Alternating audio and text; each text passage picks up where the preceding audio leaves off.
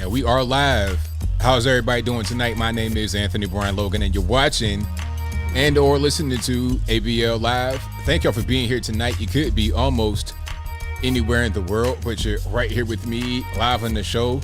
And I appreciate y'all for that. We got a whole lot going on all over the internet, all over social media, mainstream media, everywhere. Nicki Minaj getting not suspended from Twitter, put in Twitter jail, whatever, can't tweet, blocked from Twitter for a certain period of time because she was tweeting a few things that got a few people up in arms. I guess the wrong people heard what she said and they didn't like it. They didn't like it one bit. So now she's got to get punished. Also, Gavin Newsom remains the governor of California. It's unfortunate, but can anyone say they're surprised? Honestly, can anyone say they're surprised? I don't think so. There was some funny business going on, of course, but we got to talk about that because people are trying to blame Larry Elder. I don't see how it's Larry Elder's fault. I mean, what could he have done that he did not do in this election? Blaming Larry Elder is like blaming Trump for not winning California. You see what I'm saying?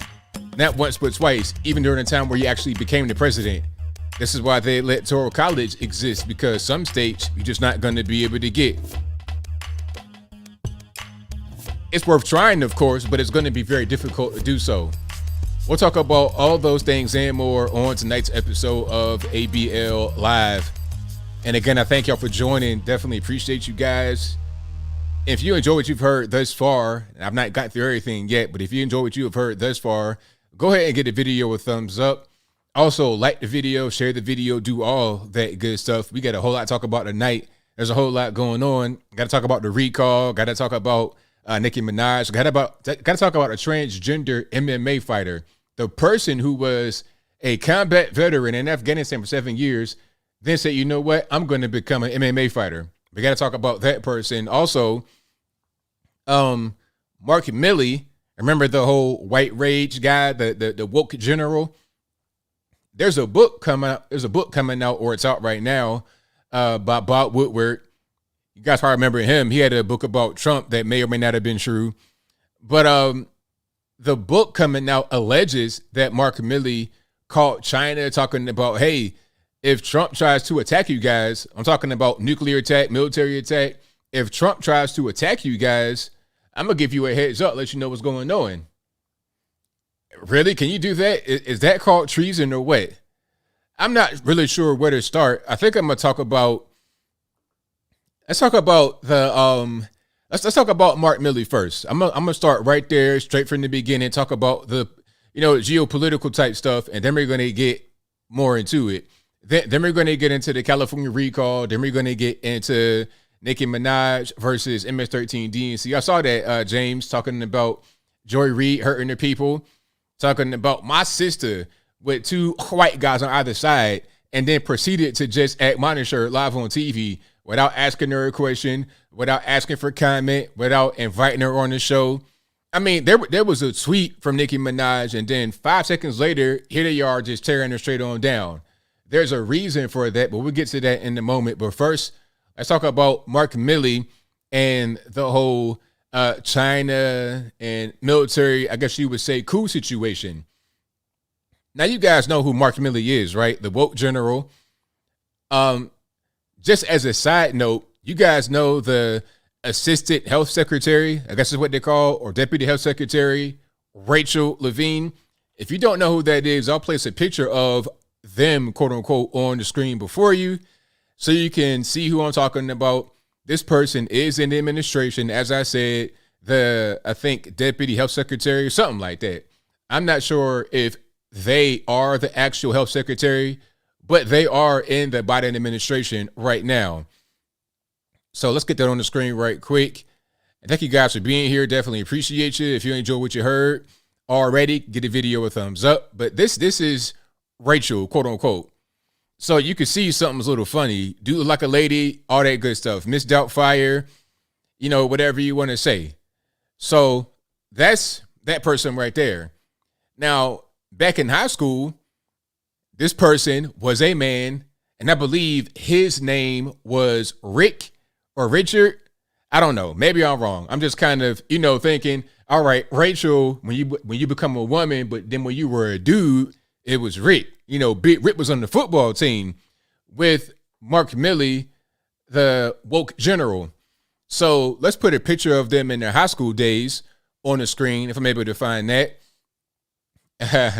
You guys know, now you know what I'm talking about. If you didn't know before, that person's name is Rachel Levine, probably formerly known as Rick. So let's go Rachel Levine and Mark Milley.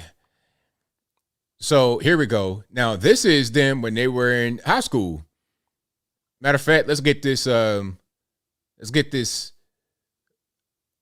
article right here so you can see the whole thing. All right, so it says white rage General Mark Milley and transgender health secretary Rachel Levine played football together in high school. All right, so this guy right here with the, kind of looks kind of like he's old already in high school. On the left, that is Mark Milley, the woke general. And that's his stick man. That's his homeboy, his teammate, his high school football teammate right beside him back when he was known as Rick, if I'm not mistaken. Right? So they went to Belmont High School back in, and they were the class of 1976. So I'm right about that. His name was formerly Richard. So Rick and Mark, they were on the same high school football team. Now, what are the odds of that happening? What are the odds that you guys play high school football together, go in kind of divergent lives, and then wind up at the same place in a swamp in Washington, D.C. under the same administration? What are the odds of that happening? I mean, no way that Mark Milley put in the work for his man, his friend or whatever to come work with him. No way that happened. But that's only an aside, just a coinky dink, maybe. But I'm giving you the context behind who this guy Mark Milley is. Just so we on the same page with each other, so we understand what's going on. So when you hear that he was calling the Chinese government, the Chinese military, talking about what he talked about, when you hear that he was trying to basically usurp Trump's power, trying to go around him and become the president himself, you kind of understand where that mentality may be coming from, right? You know what they say, birds of a feather flock together. Oh, I'm jumbling it. Birds of a feather flock together. There we go. So now, can I find Mark Milley white rage? Okay, let's find this right here. All right, let's get some sound. And this is Mark Milley. This is June on the issue of critical 23rd, 2021. On the issue of critical race theory, et cetera, I'll obviously have to get much smarter on whatever the theory is. But I do think it's important, actually, for those of us in uniform to be open-minded and be widely read. And then there's this is Al Jazeera, so they're not really playing it all the way through, but it says during a hearing on the military budget, Department of Defense generals, probably going to say Mark Milley and Mark Milley and my man right here, I forget his name. I know Lloyd Austin, Mark Milley and Lloyd Austin, they were questioned about critical race theory being taught in their ranks. It is important that we train and we understand. And I want to understand white rage, and I'm white, and I want to understand it. So what is it that caused thousands of people to assault this building and try to overturn the Constitution of the United States of America? What caused that? I want to find that out. I want to maintain an open mind here, and I do want to analyze it. It's important that we understand that because our soldiers, sailors, airmen, Marines, and Guardians, they come from the American people. So it is important that the leaders, now and in the future, do understand it. So basically, he wants to understand white rage because of the Capitol attack. When he says in this building, he's talking about the U.S. Capitol. That's where he's at, where he's giving his testimony. But see, the thing is, are you trying to figure out white rage, or are you trying to indoctrinate young people so then when they get to the military, they'll comply with a lot of this woke things and directives you want to do? That's kind of what it seems like to me. You're trying to indoctrinate. You're not trying to educate, right? So this guy, that's Mark Milley. Now, it has come out through this Bob Woodward book that he contacted The Chinese military called him on the phone, if not once, twice. And he said, you know what? If Trump tries to attack you guys, if he's trying to launch a nuclear strike, we're going to warn you ahead of time. We'll let you know. We'll give you the heads up. So isn't that like Paul Revere, the British are coming, telling the British what's going to happen before it happens? Isn't that kind of the same thing? Now, I don't know what that's called. I'm not really sure what he allegedly did is called specifically. If there's a word for it, if there's a phrase for it, is it sedition? Is it treason? I don't know exactly what that word would be legally, but it sounds like treason to me. I don't know about you guys. A Chinese spy, 1,000%. Absolutely. Okay. So if you are a Chinese spy, if you are a U.S. citizen, a general in the administration, in the government, and you calling the Chinese, talking about what's going on, internal affairs, I mean, what is a punishment for that? Don't say it here on the YouTubes, but I think we could put two and two together. If someone is guilty of treason or sedition, high treason, if someone is guilty of that, I know what the punishment would have been back in the day. I know it would have been a very serious thing to do. And maybe there could be a similar situation here, depending upon the circumstance. But again, I can't say that because I don't know that. I'm just asking questions.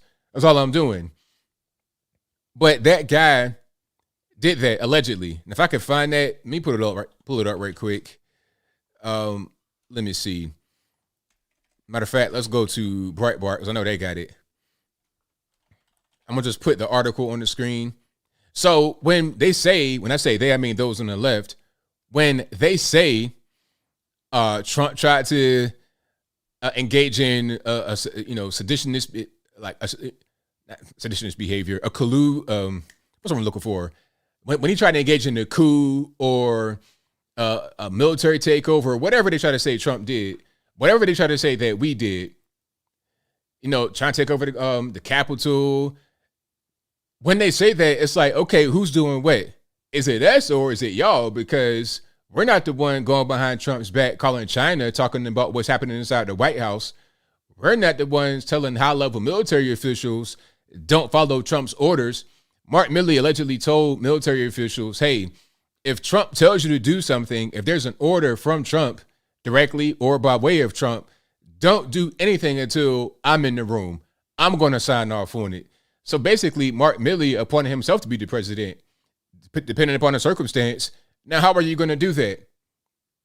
You're totally out of bounds, totally out of line. He needs to go to jail. I mean, I'm talking about Gitmo, big rocks, little rocks. That needs to happen. And if he doesn't, then you already know what time it is. Trump got impeached for a phone call to Ukraine talking about, hey, you see what's going on right there with Hunter and Joe? Take a look at it and see what's going on. For that phone call, he got impeached. For the January 6th thing, he got impeached. For a rally, a basic rally that got out of hand, he had some wayward tourists. He got impeached 2 times for that. But you can call China and tell them that it won't be any kind of problems because I got Trump under control and all this and that. If he's going to, and the craziest thing is, why would anyone think that Trump, out of all the presidents we've had in recent history, especially, why would anyone think that he'd be the guy to nuke China? Why? He was a guy that was friendly with Xi Jinping, with Vladimir Putin, with Kim Jong-un, and the media and the left didn't like it. Oh, he's Vladimir Putin's puppet. He's kissing up to North Korea. We need to send a bomb there. The media and the left were war hungry. They were warmongers. They were the ones trying to engage in a lot of the battles and the conflicts that have us in the bad way worldwide. Trump was trying to be the good guy, the diplomat. It didn't like that too much, especially with Vladimir Putin. They kind of left the whole Xi Jinping thing alone because it's a lot of Chinese money in the Americans' pockets, so they don't want to mess that whole thing up. I mean, even when the whole trade war thing happened, they didn't want to say too much against China. If anything, it would be against Trump, not China specifically. But when it came to Vladimir Putin, every day it was something about him and Vladimir Putin.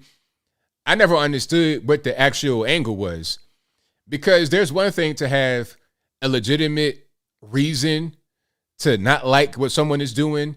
even if I disagree with the reason.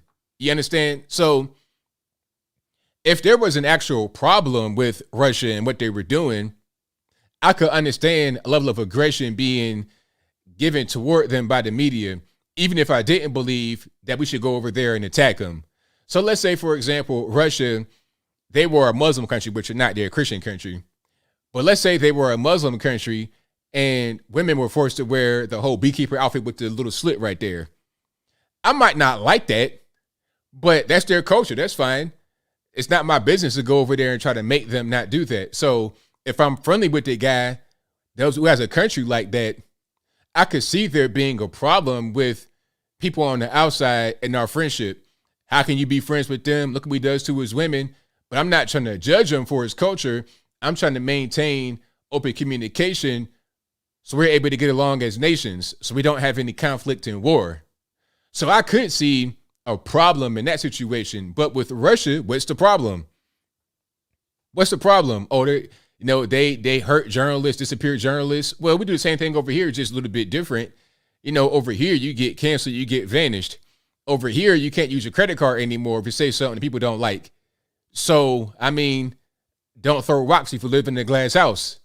You understand? So I think the reason why they didn't like Vladimir Putin is because they want war, they want aggression, number one. But number two, it's a boogeyman. It's the easy boogeyman. Rather than talking about Iran, rather than talking about China, rather than talking about some real things, South China Sea, rather than focusing on that, which is where the focus should be, we're worried about Russian Federation and Vladimir Putin, the dumbest thing in the world. But it's a diversionary tactic, and I think for a lot of people, for your regular normie, it works because they're focused on Russia, Russia, Russia, and not keeping their eyes on the true prize. But I digress. Thank you guys again for being here. Definitely appreciate you guys. If you enjoy what you're hearing so far, go ahead and give the video a thumbs up. Oh, also, this video will be available on your favorite audio streaming platform, whether it be Google Play, Spotify, Stitcher, Anchor, etc. Links for that will be in the description box. Oh, and I forgot, I'm messing up already. Shout out to all my sponsors who keep the lights on. Shout out to me, of course, AnthonyBLogan.com. All my videos I put on YouTube have original articles linked to it. I write auto articles. I source everything. So nobody can ever get on here and say that ABL is a liar. He does not source his stuff. He is engagement information. I never do that. Nobody can ever say I'm a liar because I always source everything. I always read up, make sure I know what's going on, and I report it honestly and fairly. So go to AnthonyBLogan.com for all the links to my sources and my original written article for each video. Also, go to ABLmerch.com for the hats, t-shirts, stickers, hoodies, and more. I got them all right there on ABL merch. New merch coming soon. I know I've been saying it, but I'm serious this time. Also, if you want one of these beautiful handmade wooden flags that are right behind me right here, matter of fact, I can zoom in and zoom out so you can kind of see it. See? Go to bhedesigns.com. Again, bhedesigns.com. Check them out. You can get one just like that or one of your very own. Customize it. Do what you want. Go to Mr1920.com. Again, Mr1920.com for beautiful handmade American soaps. That's right, soaps. Don't go to Walmart, Target, get into that detergent to sprinkle on your face and all that kind of good stuff. Go to the link in the description box below, Mr1920, and get some real good, great smelling soaps. It could be for a gift for yourself, whatever you want. Go there. Also, patriotpost.us. It's the best spot on the internet for news, information, op-eds, memes, whatever you want. It's a serious website. They got humor on there. They got a little bit of everything for you. Real patriots right here in Tennessee. I met the guys, fantastic group of guys. So shout out to patriotpost.us. All right. Now, back to Mark Milley right quick before we get to the next thing. This is what we're talking about when we say deep state, all right? And matter of fact, here's an article I was trying to find a little bit earlier. I didn't forget about that. But here's a link on Breitbart. And I think they have sources as well. The Pentagon confirms military conversations with Chinese counterpart, other uninformed leaders on nukes. So when he was talking about, hey, you know what? If Trump tries to nuke y'all, I'm going to go ahead and give you a heads up. The Pentagon confirms that. So It's not a rumor. It's not me spreading misinformation. Now, that's a real thing. It was in the book, so I'm like, okay, what's going on? But it has been confirmed by the Pentagon. He did that. So maybe when we're talking about woke stuff, there's more behind it. See, all I knew about Mark Milley was that he was woke. I know he's a general. Okay, great, fantastic. Thank you for your service, all this, that, and the third. But when I found out he was woke and talking about white rage, I'm like, okay, where there's smoke, meaning critical race theory supporting, white rage supporting, where there's smoke, there's most certainly fire. And here's a fire. You got a raging inferno. Matter of fact, you have a nuclear blast right here. You have nuclear fallout from this particular story. So the question will be, is he going to get in any kind of trouble? Is he going to get court-martialed? Is he going to go to the gulag, to the penitentiary, big rocks, little rocks? Is he going to Gitmo? What's going to happen? Will there be no consequence? Will he get off scot-free? But yet Trump got impeached not once but twice over nothing compared to this. A phone call versus I'm calling China, talking about what's happening inside the Oval. You may as well just call Beijing every day and tell them what's going on. Yeah, Trump went to the bathroom. He had a Diet Coke with him. Tell him all that while you at it. You might as well just be a whole spy. Get the wire, put it on yourself, and just do that. This is crazy. But here we are. And his battle buddy, pardon me, I want to say that. That's incorrect. His buddy, Lloyd Austin, is the same. Frickin' frack. Thing one, thing two. That's kind of what's going on right there. But I'll move on. And again, thank y'all for being here. Definitely appreciate you guys. Let's get to the next thing that's on the list of topics to discuss. There's quite a few tonight, of course. There's a whole lot going on right now. So we got to get to it. Let's talk about the transgender MMA fighter. I'm going to get to Nicki Minaj and all that kind of good stuff in a moment. The transgender MMA fighter. Now, this situation is crazy. So you have a person that became a quote unquote woman 5 years ago, right? Earlier this year, 2021, they decided, you know what I'm going to do? I'm going to be an MMA fighter. And in their first match, they beat a woman, a biological woman, who had been fighting in MMA for 10 years. I'm not sure if they were like a really good opponent or whatever. I don't know a lot about women's MMA. I have no idea. And just for the record, to get the elephant out of the room, this was not UFC, Dana White. It was nothing like that. It's this group called Combate Global. I think they're based in Florida, and they try to attract a mostly Latino audience. That's what I'm reading. Maybe I'm wrong about that, but I know it's not UFC. It's Combate Global. So they had this fight with a transgender, quote-unquote, woman, a biological man, against a biological woman. Like I said, the man won, as it's going to happen like that.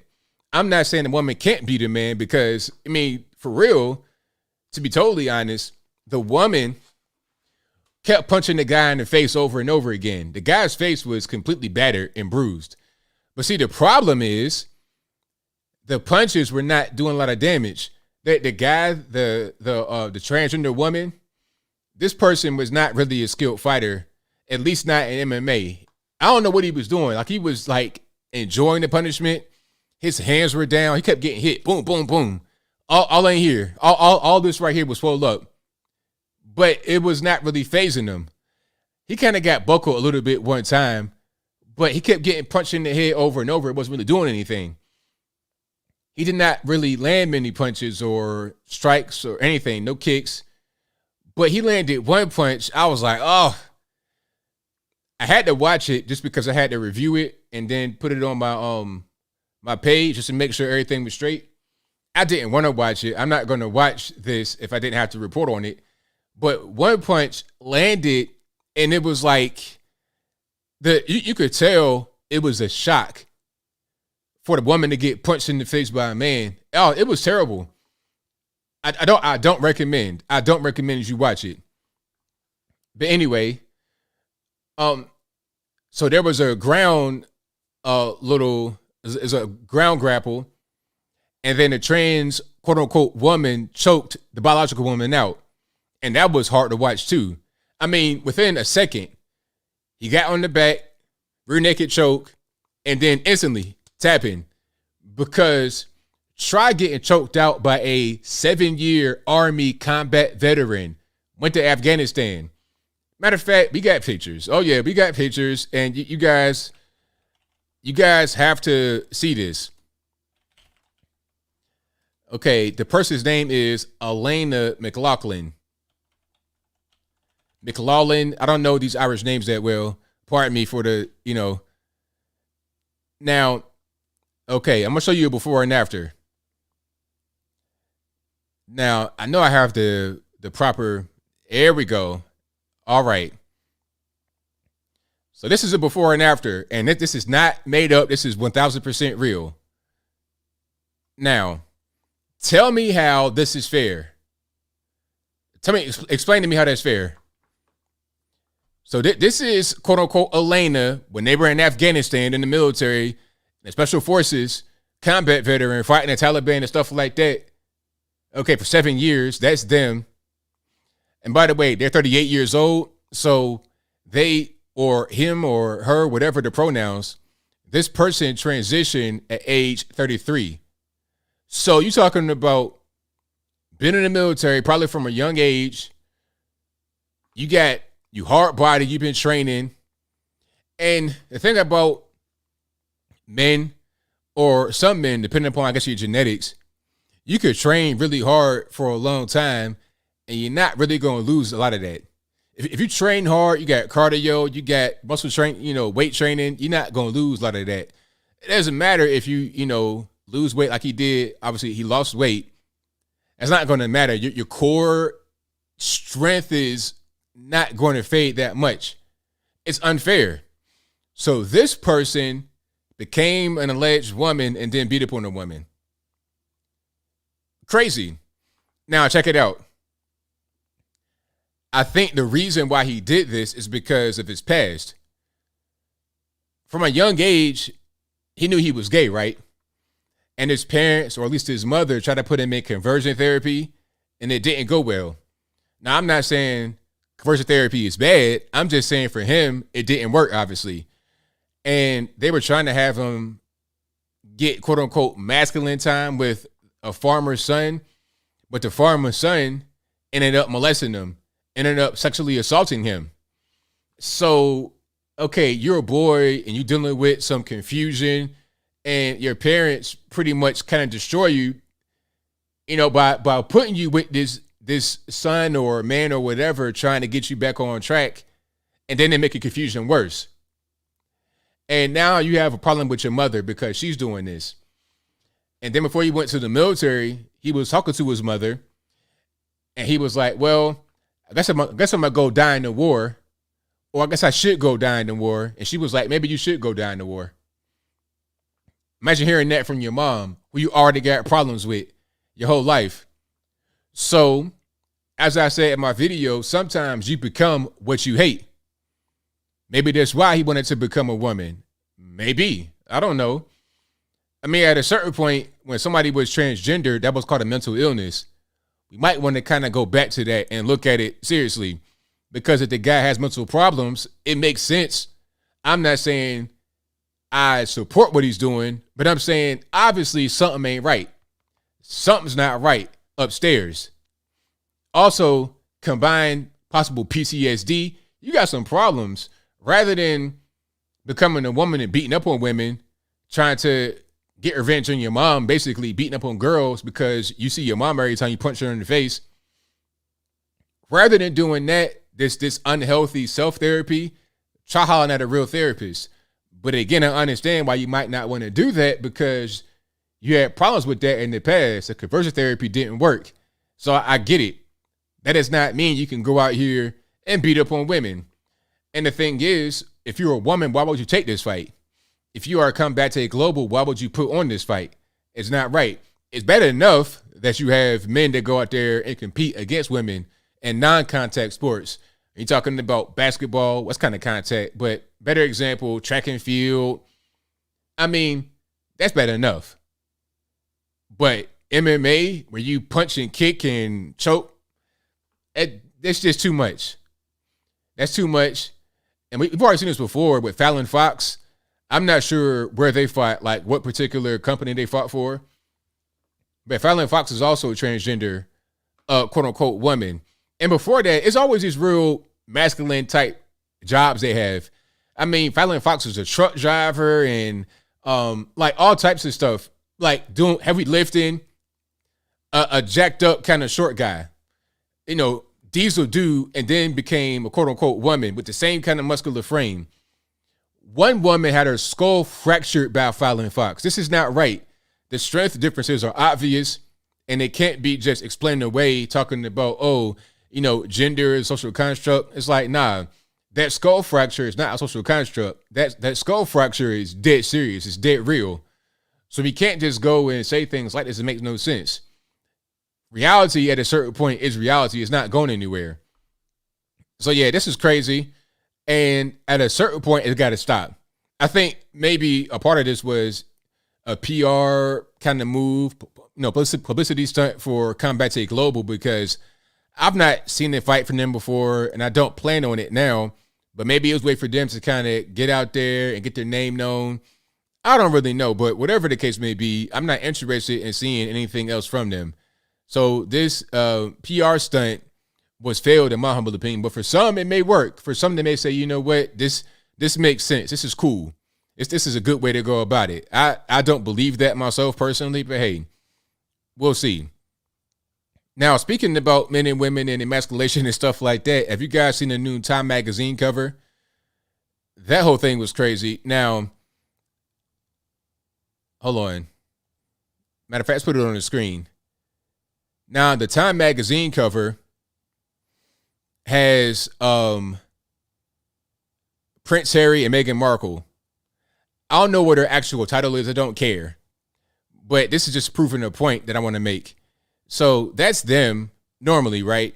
Prince Harry is taller than she is by a considerable amount. It's not like a, you know, half an inch taller, probably about almost head and shoulders. Probably, well, not quite. I would say probably about five inches of height difference. It's a decent difference in the height. Now, when they're on the magazine, they look like this.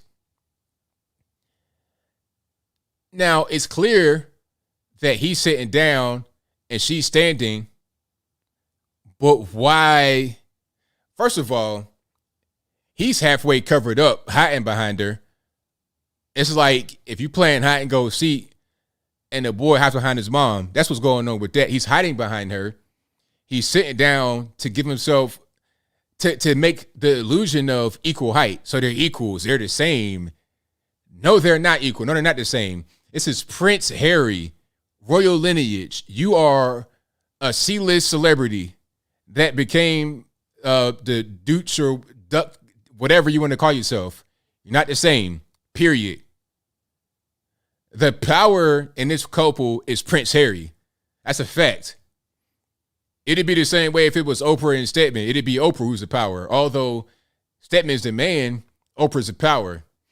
But beyond that, as a man, you got to be a man. Even if you are Stedman, you got to be a man. Don't do this. This is soft. This is totally soft. And I think there could be kind of an effort to have this be the norm. When you have trans fighters going out there beating up on women, they're trying to make this equality thing be real, but it's not. Men and women are different. We're not the same. We're equal in the sense where we're both human beings, but that's it.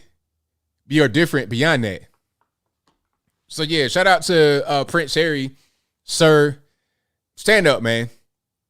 This sitting down pose, hiding behind your mama, so weak, so beta. Shout out to Justin Lee Peterson. Beta, that's what's going on right there. Is he milquetoast? That's kind of what's going on. Yeah, a complete disgrace. And my thing is, you are Prince Harry. Understand who you are. Prince Harry. Respect yourself, man. Even if you weren't Prince Harry, you could be Jimbo down the car wash. Still, you are a person. You are a man. Respect yourself as that. respect everybody, respect women as well, of course, respect people, but respect yourself as a man. Don't stoop down to that level. Don't do that. That really just kind of irritated me right there. But you're seeing that a lot nowadays. You're seeing these men doing all this cross-dressing just because, for no real reason, not even gay, just wanting to do it. It's like, why? Why treat yourself that way? But I digress. Thank you for being here. Definitely appreciate you guys. If you enjoyed what you're hearing so far, go ahead and give the video a thumbs up. And we got quite a few more things on that to talk about tonight. Let's talk about Nicki Minaj versus Twitter. Now, Nicki Minaj, I can't say I'm a big fan of her music.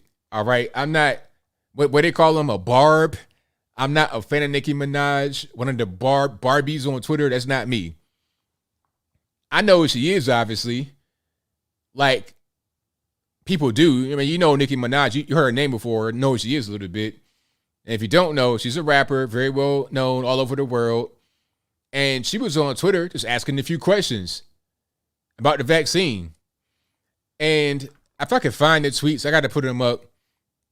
They may be gone now, but basically the first tweet was something like the Met Gala. Because if you guys have seen the picture from the Met Gala, people wearing horse outfits and all kind of weird dresses and skirts for men, and Kanye West and Kim K wearing all black, faces blacked out. But anyway, so there's Met Gala. Oh, and then also that's where AOC had that tax the rich dress on. Matter of fact, I'll put it up right now while I'm talking about it.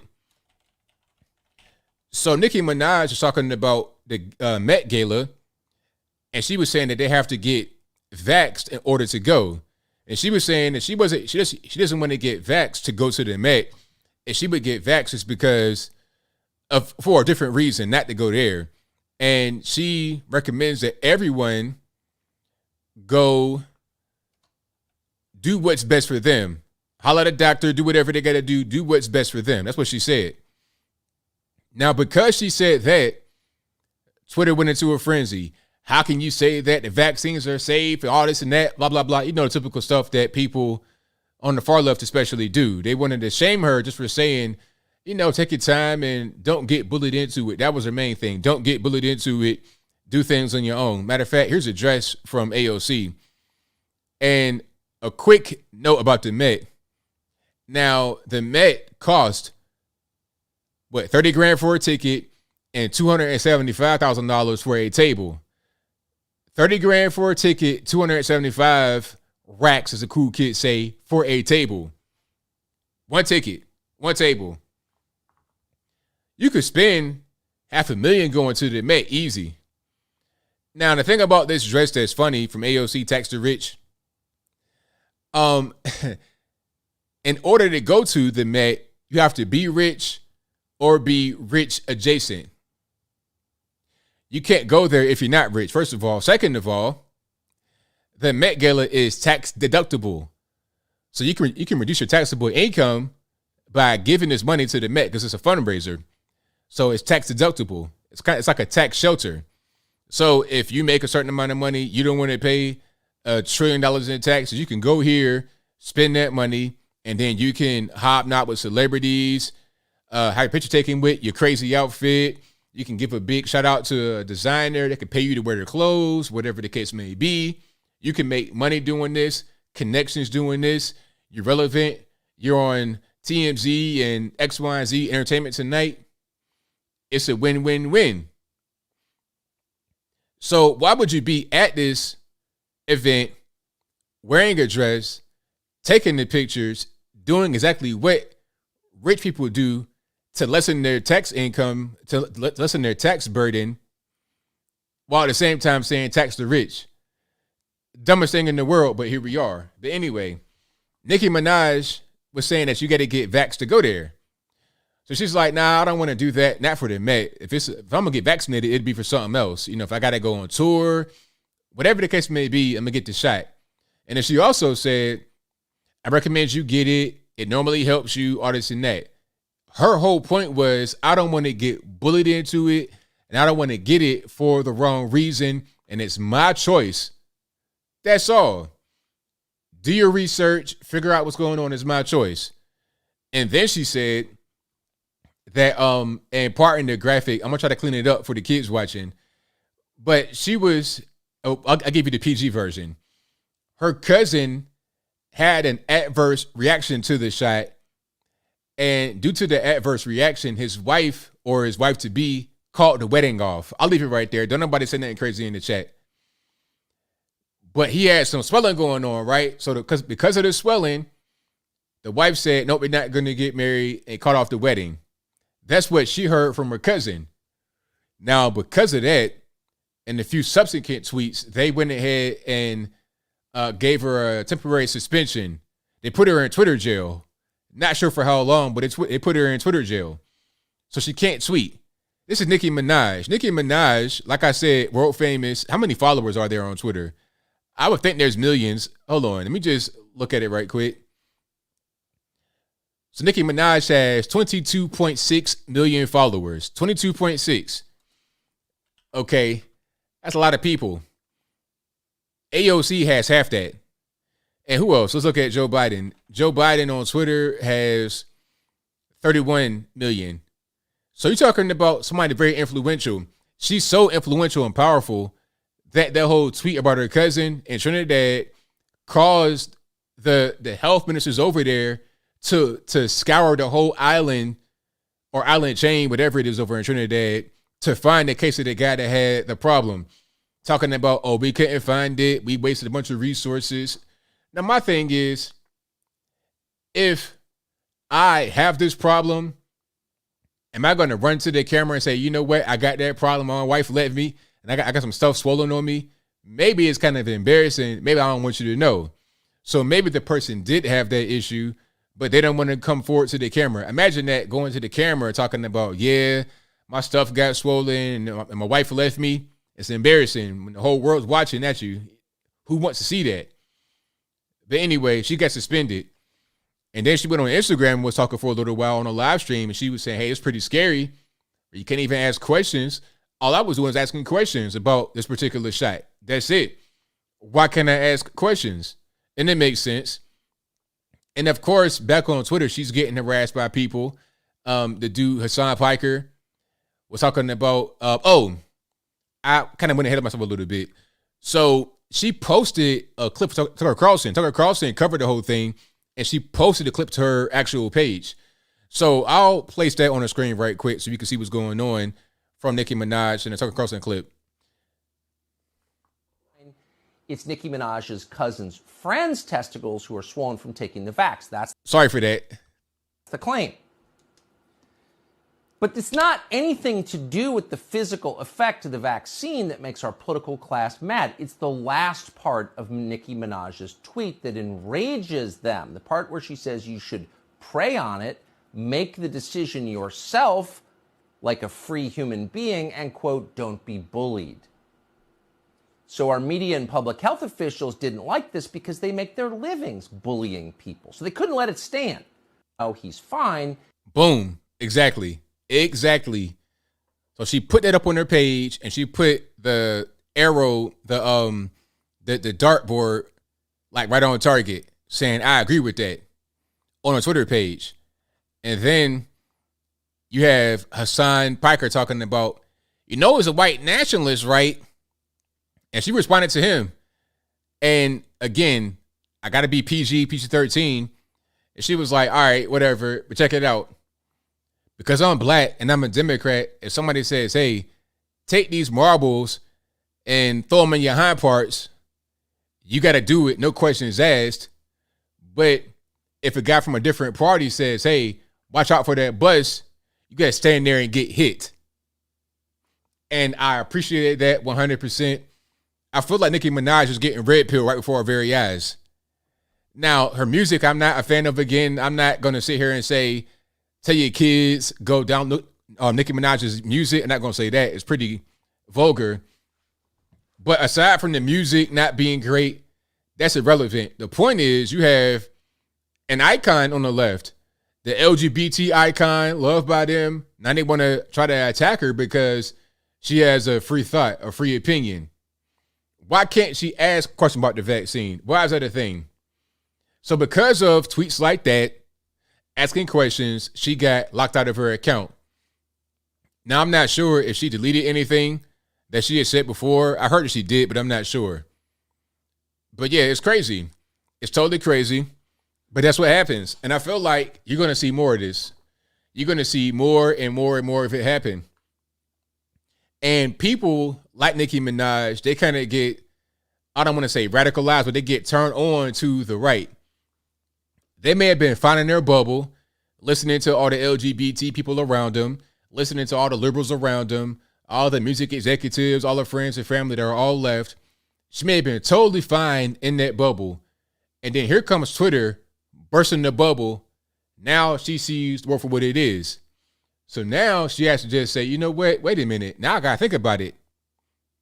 That's usually how it happens. Some people say, why'd you become this way? What changed? What happened? Well, the problem is usually they get forced to change. They get forced to think and behave differently. And shout out to Nuance Bro on Twitter. So Hassan Piker was on his, this Twitch or whatever stream he's on.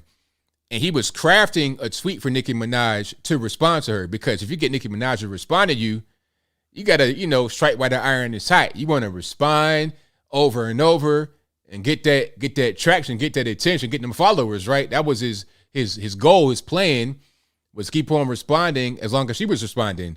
So here's what he was crafting as a tweet. And you'll be able to hear him say it as he crafts it. So let's put it on the screen right quick, get a little bit of sound. Hold on.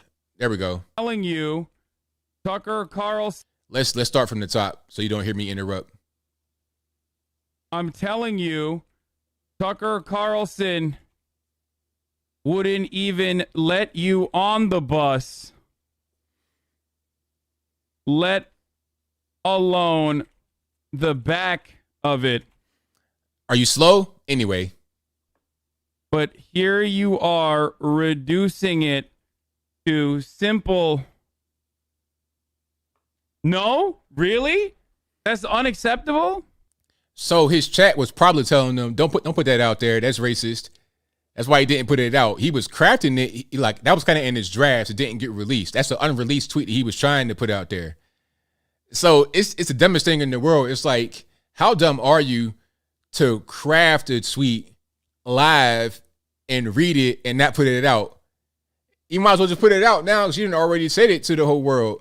That's how you think. You think that, it's a race thing. You can't even get on the bus, back of the bus, all this, that, and the third. It's like, why you got to go straight to the race thing? These liberals always do that. It wasn't even about race. It was about, I have my opinion about this thing. I'm going to do my own research, my own thought process. I'm going to figure out what's going on. Straight to race. It's like, why do that? You see what I'm saying? But hey, here we are. That's what they do all the time. So yeah, people, they talk about how racist the other side, meaning the left. They say the left say that the right are racist. They hate black people, all this, that, and the third. But it's always them doing something like that every single time. It never fails. It's to the point now where I expect it. It's not shocking. It's just normal for them to do that. It's never fails. Always. But thank y'all again for being here. Definitely appreciate it. Let's see if there's anything else I wanted to put on the screen right quick. Oh, and then Joy Reid. Joy Reid went on MS-13 DNC. I forgot about that part. So Joy Reid, when the tweet first came out from Nicki Minaj about the vaccine and wanting to do some research to see what's going on, and she get it for her own reasons. When that first came out, Joy Reid was like a pit bull attacking her, like a trained military dog, just attacking instantly. As soon as that command got said, as soon as the trigger word got said, vaccine, instantly attack dog right away. Because I saw the tweet originally. I was on my phone, happened to be scrolling. I came across the tweet. It had been up for like an hour or two, maybe not even that long, 30 minutes. I also, right next to it or below it, saw the Joyanne Reid video already up. Like, it was a live segment she recorded. It was already recorded up and everything. Like, wow. It's like, they were stalking the timeline, trying to find something, and they reported on it instantly. Didn't ask her for a comment, didn't ask her for an interview, did not ask for clarification, did not ask for her side at all. It just went and immediately snapped on Nicki Minaj. It's crazy. All right, and let me see if I can find that one right quick. That's how they do you. That's how they do. And it's to the point where I can almost see it coming. And here's one more thing. When they do things like that, when they want to silence you, you could be on the left, you could be on the right or whatever. When they do things like that, I feel like you got to kind of be aware. Because whatever they're trying to silence, you need to actually be knowing. You need to know that. They don't want you to know certain things for a reason. If it was just total nonsense, if it had no effect, if it wasn't a thing that can help you, if it wasn't a thing that can hurt them, then it wouldn't be a problem for them to let it out there. You know, you could talk about, as far as rap music, you could talk about drugs, guns, sex, murder, mayhem, all you want to. They don't really care about that, although that may have bad effects. It doesn't really matter because that's not going to affect them and their bottom line. But when it comes to questioning the vaccine, a big money maker, a big control mechanism, oh no, you can't do that. You're getting suspended. You could post pictures halfway nude. It don't matter. We'll let that rock. Question us and our cash cow, you're out of here, period. Left, right, whatever. And also, Kyrie Irving, basketball player, said something. He says, my mask is off on Twitter. My mask is off. Hold on. Now take yours off. No fear. And this is a big-time basketball player, multi-million-dollar guy. And the people are in the comments already. Metaphor or not, words are carefully chosen. Timing is everything. Say what you will, but those words are loaded with meaning. They're already trying to attack him because of what he says. So when they do that, just be on the lookout for it. Be aware of it. But I'll move right along to my next thing here. We got to talk about, hold on. We got to talk about, the California recall. Let's get into it. I got time today. Now, of course, Gavin Newsom won, or he survived the recall effort. So if you don't know how the recall election works, or you need a quick refresher, I'll explain. The recall was started some months ago, maybe even a year or so ago, when people in California said, you know what, enough's enough. We're tired of Gavin Newsom. We're going to get him out. We're going to replace him. We're going to get him out of office and then put someone else in there. It's a recall. So it wasn't a general election where he's got to just run again or lose his seat. It was, we're going to force him out. Now, they collected 1.5 million signatures, and that was enough to start the recall effort. And that was a tremendous process right there to get all the signatures. They had to get verified and everything else. It was a whole big mess to get signatures. But they got signatures, got everything signed, and now here we are with the recall election. So there was 2 questions on the recall ballot, 2 questions. The first question was, should Gavin Newsom be recalled as governor of California, yes or no? The next question was, if he used to be recalled, who should replace him? And then you have all the candidates running for governor or to fulfill the seat after the recall. And this had everybody on it. Republicans, Democrats, independents, everybody. It wasn't a partisan race. So, you know, a lot of normies think that it was Gavin versus Larry Elder. That's not the case. It was Gavin versus the people first, and then whoever the people decided would take his place, that's how it would work. It was not 1-to-1. But anyway, so the recall happened, the election happened, and unfortunately, Gavin survived. So I think it was like 64% of the populace in California that voted for Gavin Newsom to stay. So they voted no on the effort. No, he should not be recalled as governor of California. Now, out of those who voted yes to remove him, I think it was 48% thereabout. right around that, who voted for Larry Elder. About 10% voted for Kevin Paffrath, a.k.a. Meet Kevin on YouTube, who's a Democrat. Out of the 4 top people, two were Democrats, 2 were Republicans, so it wasn't a partisan race. But the blame is being laid at the feet of Larry Elder by some people. Now, I don't understand how that makes any sense. How can you blame Larry Elder for Gavin Newsom remaining in office? Again, it's not about Larry Elder or Kevin Paffrath or Kevin Faulconer or anyone else. It's about Gavin Newsom first. Get him out of office or not? That was the first question. Larry Elder was not even in the equation when the recall effort started. Remember, when it first came about, it was Bruce Jenner. Remember that? He was like, I think the first guy that came out and said, I want to be the next governor. Then came Larry Elder, Kevin Paffrath, and 100 other guys. Basically, the list was crazy. It was a lot of people on that list to try and become the next governor. But it wasn't even about the people that were trying to replace him. It was about Gavin Newsom. And apparently, out of everybody that voted, they wanted Gavin to be there. Now, I don't understand why, because the state of California is not in good shape compared to other states. They're losing house seats because they're losing population. I mean, if you're living in Silicon Valley, you got a nice tech job or something, you're great. If you're a Hollywood guy and you got plenty of money living in the hills, you pretty much are good to go. But if you're a regular normie trying to make a living, it's rough. It's super rough. I was watching HGTV, as I always do, and I was seeing that a house in Compton, California, like in a ghetto, $550,000, 1,200 square feet, ghetto, bars on the windows. You can get a whole estate out here in Tennessee on the mountain for that much, or almost. Like, if you got $1 million, you can get a house on the mountain for straight up. Look out mountain right now, 1.1, you in the door. Let's go. And you be up there in the best area in the region. Best schools, all that. You have everything you want. But in California, it's not that way. Owning a home in California, for many, is a pipe dream. The gas prices, super high. Taxes, everything. They got a very high minimum wage, but so what? Everything costs so much. It adjusted.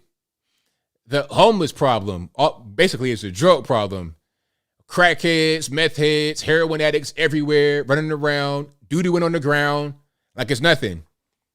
It's a problem. In the cities, of course. LA, a mess. I did not like it when I was there. Hated it. 0 stars. too crowded. It was looking like a favela out there in certain parts. And then in other parts, it was very nice. Big, rich, and poor difference.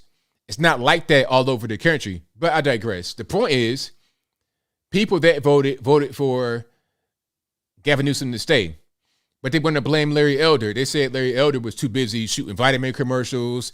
He didn't do enough. He didn't do the debates or whatever. But here's the thing about it.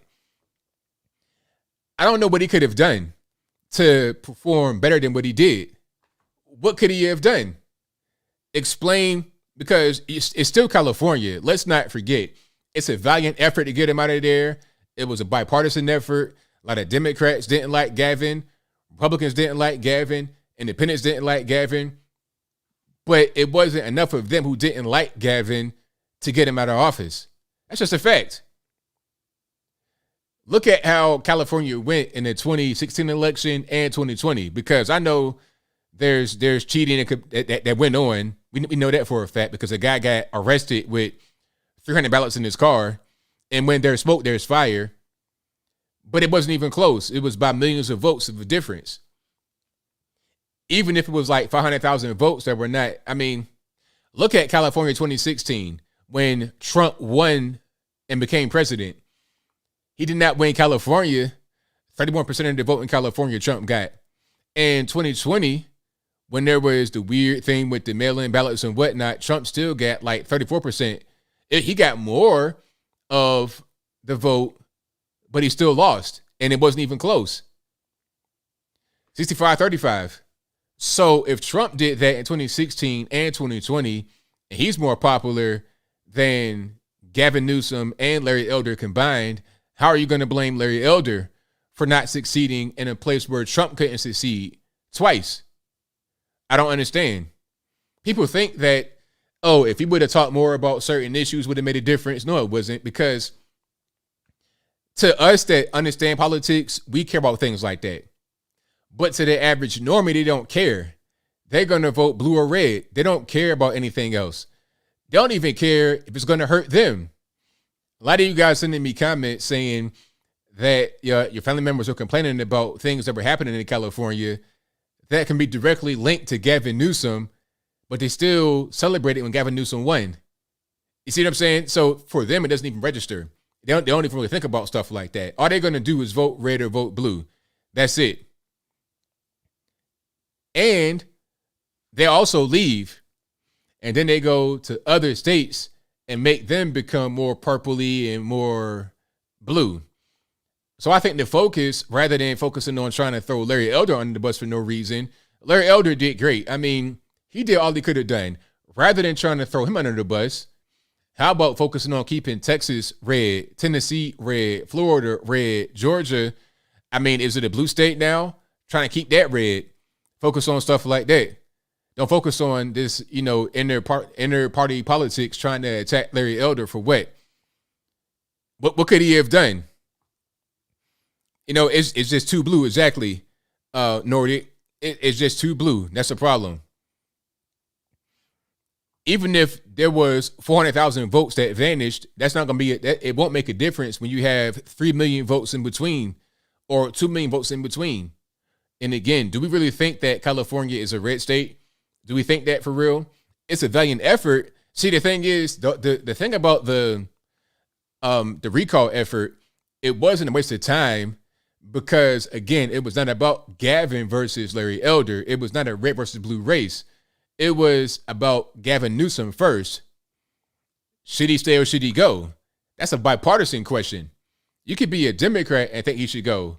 Republican, independent, is not even, you don't vote for Larry Elder in the first part of the question. You can vote for whoever you want to vote for in the second part. Again, out of the top 4 who got votes to replace Gavin Newsom, 2 Democrats, 2 Republicans. It wasn't a partisan race. So I think it was just California being California. Ain't no point in trying to blame Larry Elder for that. Larry Elder did what he could. And then I heard somebody say that the Republicans should have supported Meet Kevin, a Democrat. That had never happened. You had a ballot full of Republicans. Why would they skip all the Republicans in the ballot? Skip Larry Elder, skip Kevin, the other Kevin, the red Kevin. Skip all these guys and girls and focus on Meet Kevin, who got 10%. Why? The Democrats should have supported a Democrat if they wanted him to win. But they wanted Gavin Newsom. But anyway, that's what it is.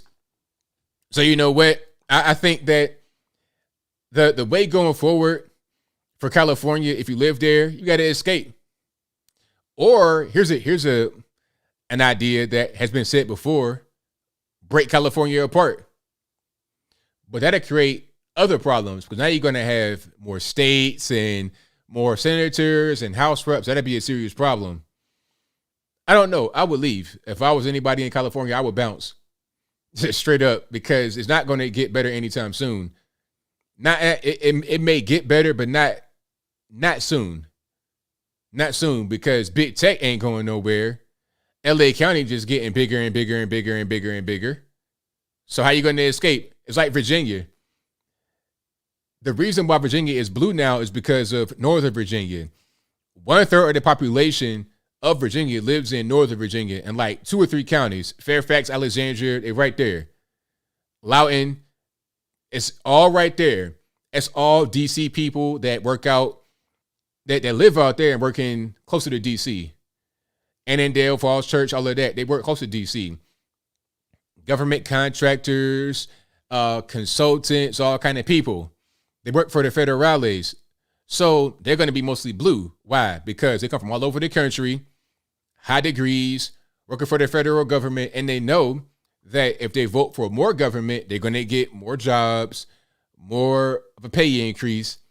They're going to get more tax base to their area, better schools. It helps them to vote for a thing to get them more money, which is bigger government. So they're going to vote blue a lot. That's why Virginia used to be red.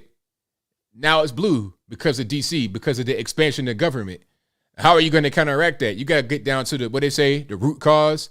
Get down to the root cause. Figure out why Virginia has turned blue and try to figure it out. Try to have government become smaller, then you'll see less of a blue influence on Virginia. Same thing with California. I'm not sure what you can do to reduce that. That's just straight government policy. Straight policy. And you can't do that much from the federal point of view, because if you can do that, you can do that in other states. You don't want to have the federales having too much control over a Florida, for example, a Tennessee, a Texas. You want them to be more independent and self-governing. So that's my point of view. If you enjoy high taxes, if you enjoy crime, if you enjoy crack smoke in the air every morning when you're going to work, move to big city California. If not, then go somewhere else. All right. Well, thank y'all again for being here. Definitely appreciate you guys. If you enjoyed what you're hearing so far, go ahead and give the video a thumbs up. And if you are not subscribed to the channel yet, I don't know what you're waiting on. Go ahead and subscribe right now. That'll help me out tremendously. I got super chats on deck, and then I'm going to get to the calls. The number to call is 434-658-1220. I'll get to those calls in a few minutes. Y'all just hang tight. Let me go ahead and get back to where I'm at. Thank you to Leo Mazzino, who says, despite Larry Elder's loss in California, Republicans should start taking notes on how to take back that state. I mean, I'm not sure how they're going to do it. I don't really know, because again, you got Los Angeles, San Francisco, these behemoths, 10 million people in LA County by itself, not even including, once you go out to Orange County and stuff like that. I mean, it's too many people that all think the same way. And the government from top to bottom, from dog catcher to the governor, are leftists for the most part. Who is the Republicans over in California? Do they have any power at all? What is it? Kevin McCarthy is in California. What's he going to do? But I don't want to go down that road, so I digress. Shout out to Apu for a few super chats here, who says, why do voters reject decent, honest, kind people like Larry or Donald Trump in favor of sleazy, slimy, scummy politicians like the Democrats? Well, you make the mistake of thinking they think about the person. They don't think about the person. Not really. It's about it's like game banging, red or blue. That's how they operate on the left, especially. It's not even about anything else. I mean, I do that to a certain extent as well, but I do it in a way that makes sense for me, makes sense for my life. I'm not going to vote a way that does not help me. In California, the way they vote does not help them. Depending upon who they are, I suppose. I mean, if you smoke crack for a living, you helped out a lot, because you won't go to jail under the Democrats. You'll get 3 hots in the cot sometimes on the street without going to the penitentiary under the Democrats. And if you are a very rich person, you got all kind of amenities, all kind of things going on. So I don't know. I guess it depends on who you are.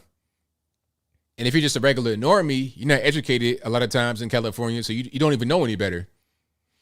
Thank you to Apple, who says, Gavin is American Psycho, Biden's Weekend at Bernie's. Also, Nicki Minaj going to become conservative. What say you? I don't know. Anything's possible. I wouldn't bank on that. I just think that she wants to be able to ask about the vaccine and not get removed from the internets. I think what she said on her Instagram Live, she was like, she would see some of these so-called conspiracy theories talk about certain things like this. Now she understands why we say things like that, talking about being deplatformed and being censored. So she sees that stuff and is wondering, like, what are they talking about? I don't have this. And then it happens to her. Now, light bulb moment. Oh, I see what's going on. I see why they say they're being censored and targeted, because they are. Now I am too. Now I feel what they feel. Thank you to Leo, who says, who wore it better, AOC dress, tax the rich, or purple dress, Whoopi Goldberg? The purple people eater dress, Whoopi Goldberg, is much better than the AOC eat the rich, for sure. Apple says General Milley is a traitor. Arrest him now. Right on. Apple also says defund the FBI. FBI didn't stop pervert. Shane. Oh yeah, talking about Larry Nassar. Now listen, that's a good super chat. Now Larry Nassar, this is the guy that was abusing the gymnasts, the Olympic gymnasts, the women. He was their team doctor, and he was allowed to do what he did for years. For years. Now, here's one woman, Michaela Moroney. Now, Michaela Moroney came out to the federals and told them in 2015 exactly what happened, told them her story about this guy, and they didn't do anything for years. And then when they did come out and say something, when they did come out and give her testimony to the world, they made stuff up. They lied on her. They lied on her. So the question is, okay, if the FBI are not going to do anything and they're going to lie on you, then the question is, what's their purpose? What's their purpose? Are they still trying to arrest meatballs from the Capitol? Still going to houses in random podunk nowhere, Alaska, trying to arrest somebody because they went to the Capitol and waving an American flag outside? Is that what they're doing? I mean, where is the focus of this organization? What's the use? And then again, going back to this whole thing about the shooters. Remember Dylan Roof and these other guys? They were on the FBI radar for a long time. They knew what they were talking about and knew what they could do, but did nothing to prevent it. Didn't warn anybody about this guy that was on edge. Didn't say anything about that and let it happen. So what's going on? Remember that case? I forget where it was. Oh, this is not even in America. This is, I think it might have been in New Zealand, where this guy was followed by undercovers because he was a known terrorist. He was not in the country legally, bad documents, said he was a refugee, but did not have documents to corroborate it, pardon me. They knew that he was up to no good, but yet and still allowed to roam free, went on a stabbing spree, they had to get shot and killed in the store. Thank you for tea. They knew all that stuff, but did nothing to stop it. So the question is, what's the purpose of having the federals, the FBI there? I think we're going to see a movement in the future here of less federal intervention and more states, more local governances. All you got to do as a federal is just defend the country from the outside invaders. Don't worry about, some of the smaller things. If you're not going to do anything, especially. All right. That was a good super chat, though. Thank you for that. Let me get to some more here. Matter of fact, I'm going to bookmark that. I might do a video about that, actually. Let me just go ahead and bookmark that. And right back to where I'm at here. Okay, now where was I? Let me see. Okay. I think it's Matthew who says, seems like California wants what it really wants. Thumbs down. Is it time to let it go? Don't dope fiends need to want to change before they actually change? Yes, you're right about that. If you are on drugs, you're a dope fiend, you must want the change. You can't be forced to change. That's right. So I'm not sure what can be done with California specifically. I mean, I would say if I lived there, as who I am right now, conservative ABL, I bounced. I would have been left. Because what can I do? I mean, you could stay and try to fix it, but that's not always the best case. People leave. The Europeans and, East Europe, they left, came to America, came to other parts of the world. Sometimes you got to go. You got to go. Okay. Germany, World War II, you got to go. Might be able to come back, but you can't always stay in the same place forever. James Henley says, when Creepy Joe speaks, he is constantly coughing and sweating a lot.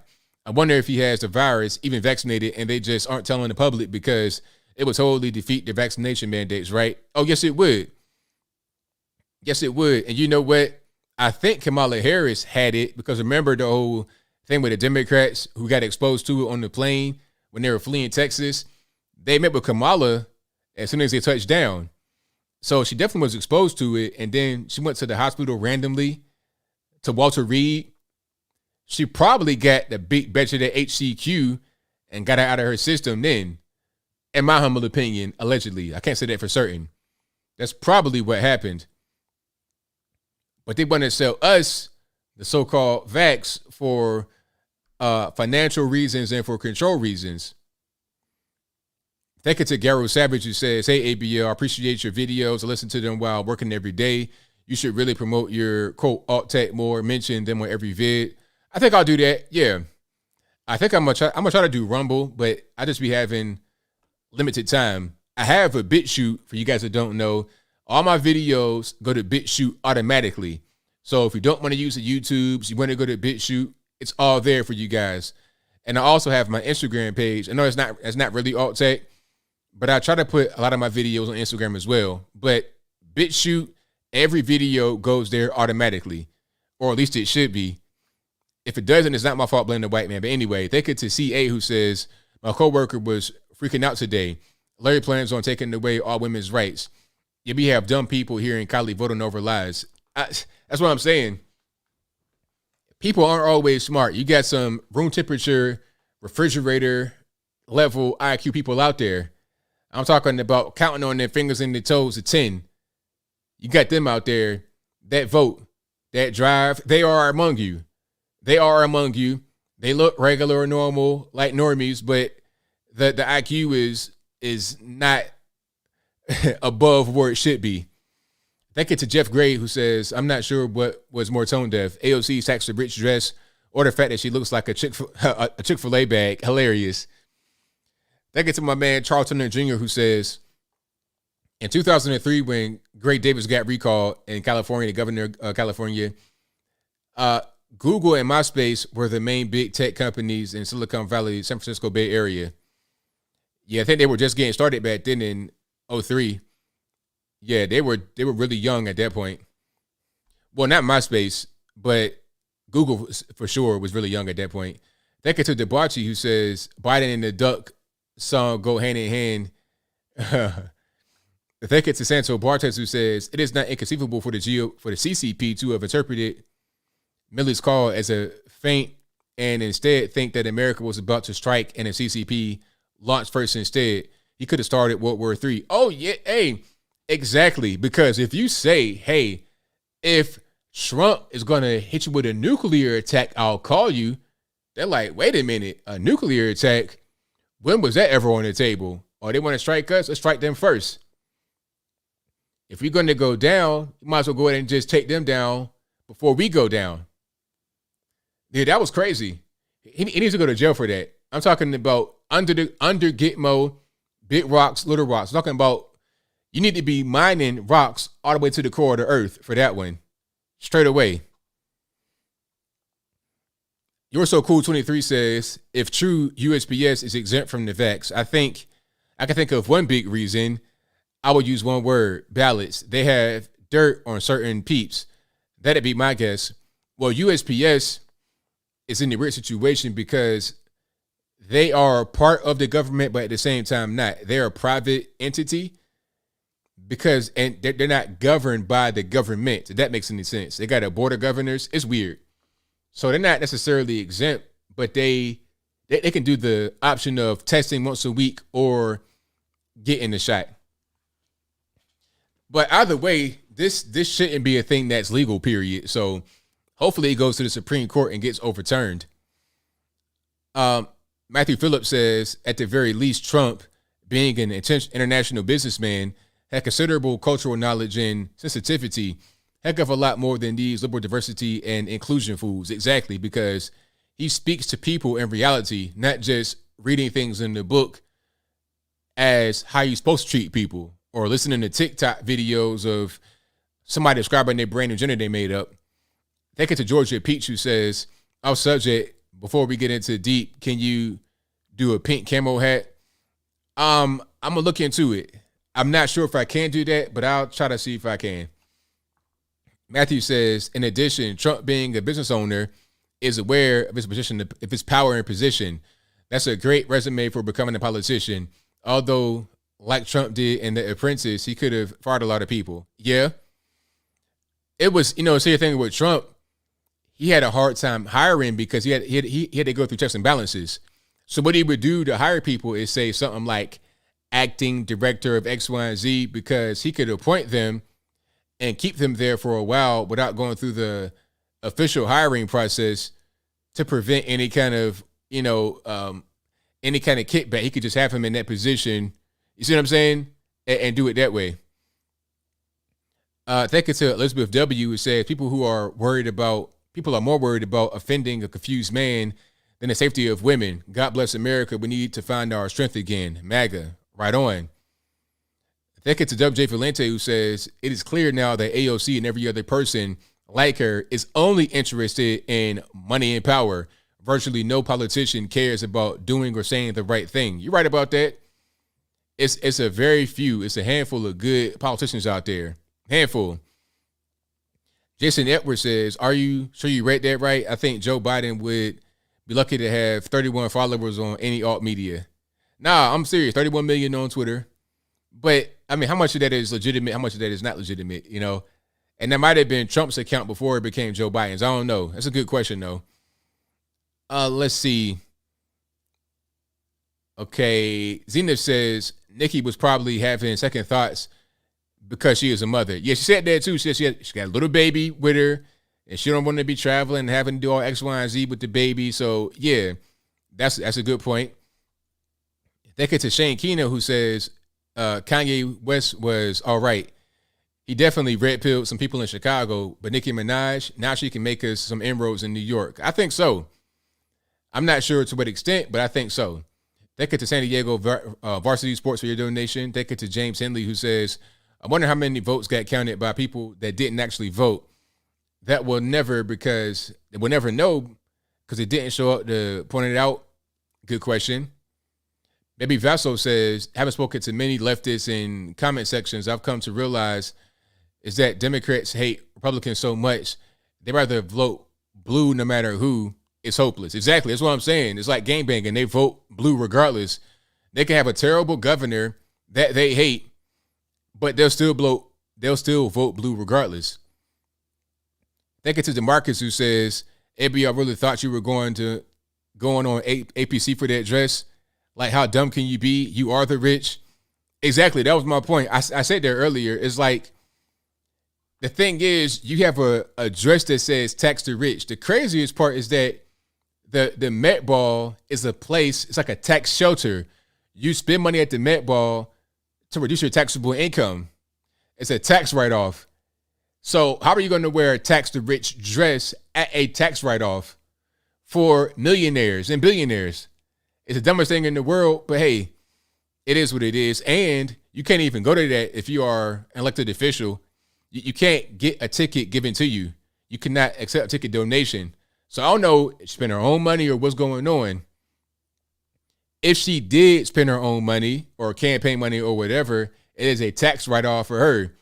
So tax the rich, although I'm rich and I'm going to spend money here for a tax write-off so I can pay fewer dollars in my taxes.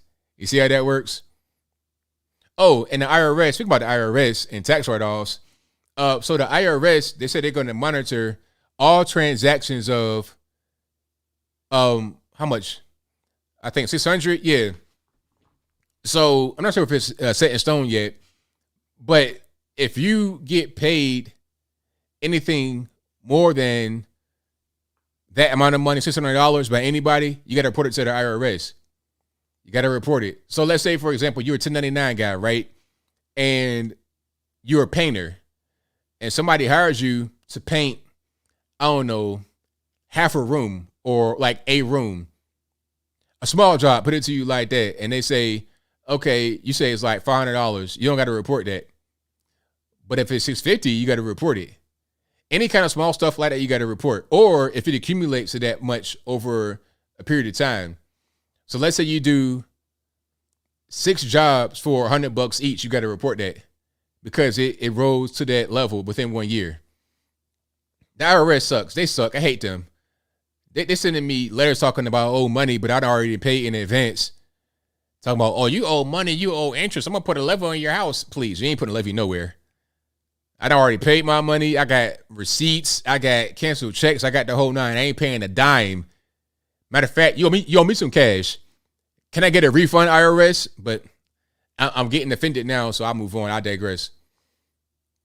Did I get everybody? Oh, and thank you to San Diego Varsity Sports, who says, much love for the NBA Players Union not accepting vaccine mandate. Oh, much love to the NBA Players Union for not accepting the vaccine mandate. They are not as woke as the whack NFL. Right on. Shout out to the NBA for not doing the mandatory vaccines. Shout out to them. That's fantastic. I love it. Thank you to Greg Brown, who says AOC was grandmother at a gala event or still squandering in a dilapidated storm destroyed home. Exactly. Rios LJ says, most of my coworkers voted to keep Newsom. What a shame. These people are insane. I put in my 2 weeks, and so it's now time to move out of California. Yeah, time to go, man. If you got to go, you got to go. DeMarcus says, how do I become member of the community membership? There should be a button somewhere. I'm not sure where it's at, but it should say something like join. Matter of fact, I think if you look in the chat, if you're on your phone, the little dollar sign right there, if you click on that, you should be able to join that way. But I'm not really sure. If anybody in the chat knows how to do it, y'all let me know. We can go ahead and get them squared away. All righty, but let's go ahead and get to the calls. The number to call is 434-658-1220. Again, 434-658-1220. And thank you to Terry D, who says, Howard Stern says, FR freedom, though he cried for years, the FCC ruining the show and escaped to satellite radio. But our bloodstream is not worth the same. There you go. Exactly. Right on. Yeah, he ran away. He went to Sirius XM, right? If I'm not mistaken. Sure did. Pay model, all that good stuff. But hey, rules for thee, but not for me. That's how that goes. That's how a lot of these leftists operate. And we know that by now. Let's go ahead and get straight to it. The number to call, 434-658-1220. Let's see if Skype wants to work right. I know Skype was messing up last time. Skype was acting up, didn't want to work properly, but we're going to get it right this time. I hope. That's my wish. If I had a dream, MLK style, that'd be my dream, to have Skype work right. All right. So we should be on deck here. 434-658-1220. Do you think eventually we'll have a full vaccine mandate with no testing option? No, because it's going to be a serious violation of law. And I think it would be a really big kickback as well. So I doubt that's going to happen nationwide. For regular people, just everywhere walking around. 860, you're on the line. Who am I speaking to? Hey, ABL, it's F&A Ranger Xbox. All righty, man. What's going on? Hey, I wanted to ask you if you saw the video that was done a couple of weeks ago by PhD Christina Parks testifying to the Michigan legislation about the dangers of the vaccine, because it's not really a vaccine, it's gene therapy. I've not seen that, but I've heard about it. I saw like a thumbnail of it, but I've not watched it yet. Oh, you got to watch it. She also, not that it matters to us, but to the liberals, she also happens to be black. Yeah. And she discusses that there's three demographics that do not get vaccinated. The number one is PhDs, because they're smart enough to know better. And people with lower than high school and lower, because they know what they don't know. And black people don't like to get vaccinated. That's right. That's what she said. That's right. That's 100% fact. See, 6 years ago, I used to get the flu shot. Then I started getting sick after getting the flu shot. And then 6 years ago, I got so sick that I was out of work for 6 weeks. Wow, 6 weeks. And 6 weeks. I was deathly ill. I went to work one day at the end of January, and I was getting paid $37 an hour. When you get paid $37 an hour, you don't miss any damn work, especially when you grow up poor. That's right. You work your way up. And I didn't get this job till I was 46 years old, and I'm 60 now. But I got so deathly ill, cold shakes and everything, And I was sick for 6 weeks after getting the flu shot. And after that, I quit getting the flu shot. I haven't been sick except for this past year when I got COVID. So, but I'm fine because I'm in shape. They don't tell the truth, and people should realize that. I sat there today at my new job, and I'm listening to these two guys sit there and fearmonger each other over the vaccine and COVID. Here for a meme, because I make memes on Facebook, and this one is the top picture is Joe Biden. We have to go after the unvaccinated to protect the vaccinated. And the second picture underneath it is a state trooper with a car pulled over that says, we have to go after the sober drivers to protect the drunk drivers. Exactly. That's all I got for you, bro. Oh, and I spent 4 years in the Army, and what Millie did needs a public execution, period. That's it. There's so many people in Washington there. 1978, Jimmy Carter created the Department of Education. I graduated in 1979. America was number one in the world for education. After Jimmy Carter created the Department of Education, we went to number 17 in the world. That's all I got for you. Go government. Yay. Thank you for the call. IRS. Joe Biden wants to hire 84,000 IRS agents. He ain't going to use them to go after Trump. That's all I got for you. You all have a great night. Thank you, man. Appreciate it. Bye. Wow. Yeah, you're right on about that. Government sucks. That's the bottom line, though. Government sucks. They don't do things well. They don't do things. The more the government just gets into your everyday life and starts to trying to control things, the more they mess everything up, the more they screw things up. That's what they do. Private industry, private people perform better. That's why private schools are better than public schools. Yeah, I mean, you ever think about that? You ever just wonder? Homeschool better than that? The homeschool kids I meet, brilliant, well-rounded, friend groups, social, could talk to you. They're great, man. I mean, public school is cool. I'm in a public school, obviously, myself throughout my whole life, but if I could have done private or some kind of different way rather than the government system, I would have done that in a heartbeat, for sure. All right. Cat caller, who am I speaking to? Brilliant. All right, you guys, can you hear me? Hello. Hey, ABL. Hey, what's going on? Hey, how are you? I'm well. About yourself? Good. I'm Leslie. I'm calling again from Illinois. How are you? And I have my little one again here today. All righty. How you guys doing? We're doing good. I just wanted you to give a special shout out to her since she's, I'm pretty sure she's not just one of the viewers of you, but one of the smaller viewers. Her birthday's on Friday, so we're calling in for that too. Oh, well, that's a great day because my birthday is actually next week. So you're right in the same time period. Great day to be born. So enjoy your birthday. Have a happy birthday. Thank you. Thank you. Alrighty, AB. I just wanted to touch on hopefully I get on to a few quick topics. So the MMA fight, that was a disgrace. I just think that in reality, like, hey, I'm the type of person that I don't cast any judgments because that's exactly how I raise my kids to be. It's pretty much what is the good old saying goes, different strokes for different folks. It's whatever you want to do in your personal life. That's respectable. That's fine. We're in this country. We're free. We can make whatever decisions we want. But when it comes to sports, whatever that certain part pertains to, stay in your lane. Stay in your lane.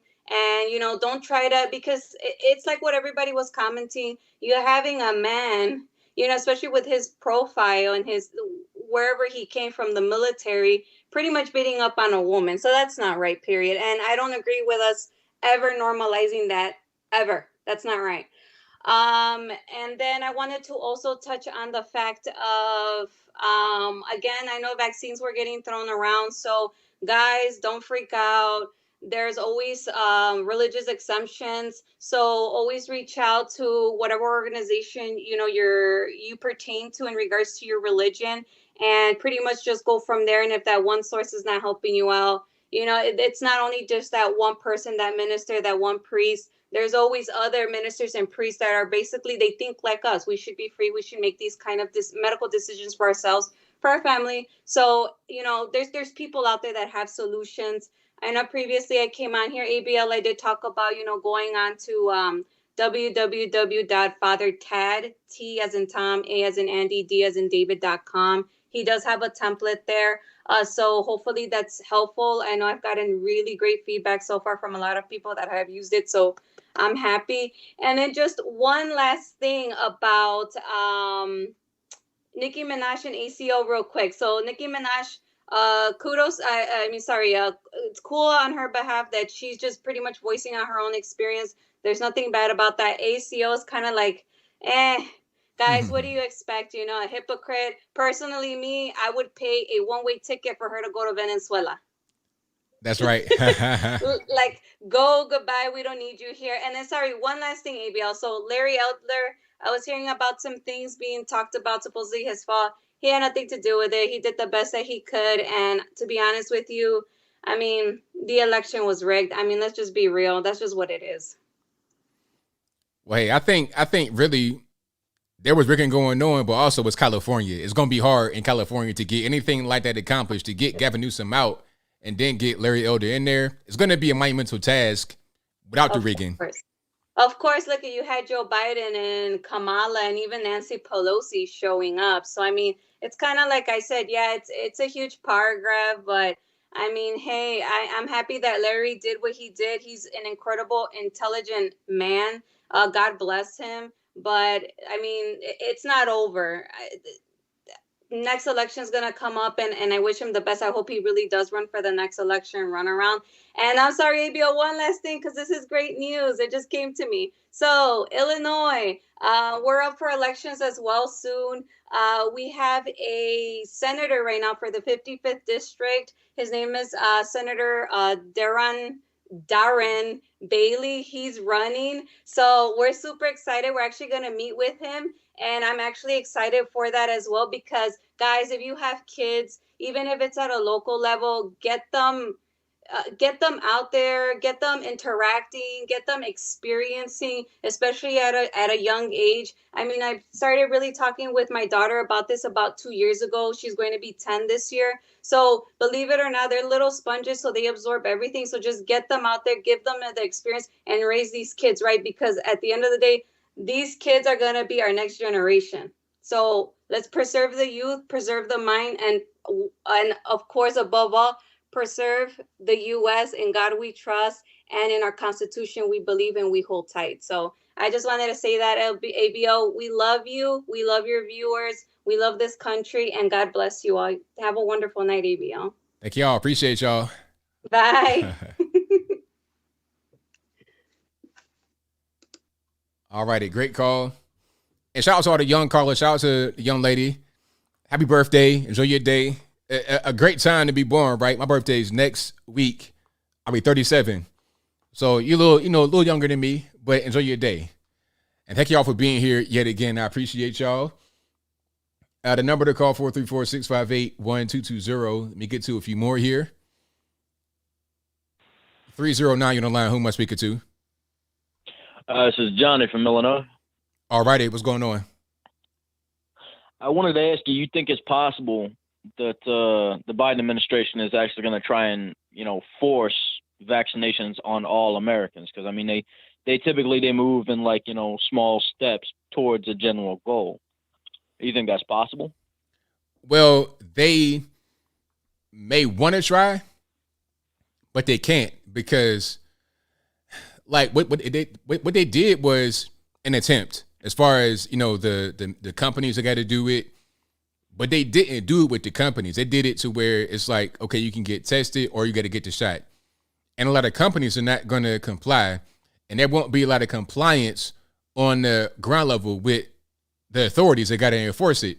So if they're going to have problems doing this, they definitely can't do it on a person-to-person basis either. Okay. What do you think? Is Biden running for re-election in 2024? And if he does, what do you think his goal is to get people to re-elect him? Like, how is he going to convince people to do that?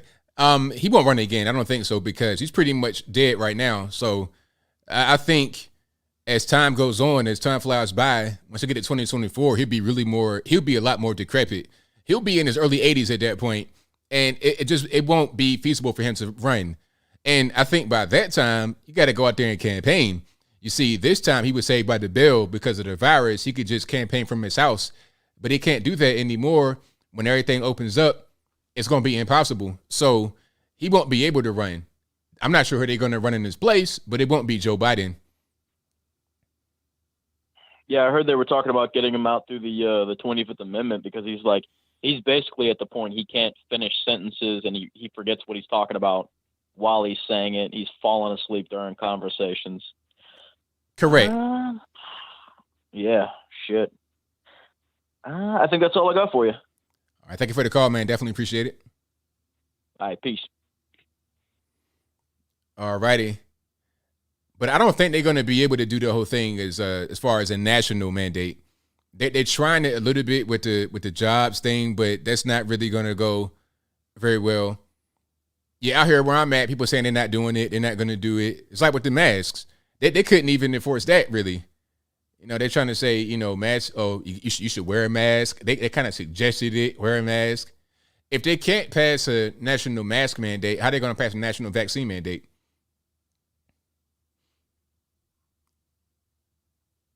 Two 1-5 on the line. Who am I speaking to? Hey, ABL, how's it going? It's all good. About yourself? Good. Can you hear me pretty well? I hear you well. All right, cool. I just want to make sure you can hear me loud and clear. So basically, I saw your earlier video with Gavin Newsom. Basically, the recall effort didn't work. So Larry Elder basically pretty much he lost the election in a sense. Well, I mean, you could say that, but it wasn't that kind of election. It wasn't like Gavin Newsom versus Larry Elder. It was Gavin versus the people. Should he go or should he stay? Yeah, you know, that was the thing. Yeah. Yeah, so basically the recall effort basically failed. Right. So, and I watched your full video on it, and I like what you said, but like you said, well, most people, if they don't like the way the state is looking and now they're not going to look to the governor, it's just like basically the people, it's like in a sense, you feel like there was some fraud that went on in that election? Well, yeah, of course, but I'm not sure to what extent. I think that the fraud wouldn't have mattered. Like, there was fraud, of course. There's always fraud. I think there was more fraud in this one, especially with the mail-in ballots. But it's California. Yeah. I mean, what can you really do in California? It's going to be difficult regardless. Even without the fraud, it'll still be tremendously difficult to achieve this. To remove a sitting Democrat, and you'll have no support for anybody on the other side that may try to come in. Even if it's a Democrat, like you had Kevin Paffrath, meet Kevin, who's a Democrat. He got 10% of the vote as far as, you know, who's going to replace Gavin. He got 10% of that vote out of a field of a lot of people. He's a Democrat. He got zero support from the Democrats because they want to have Gavin. So what are you going to do?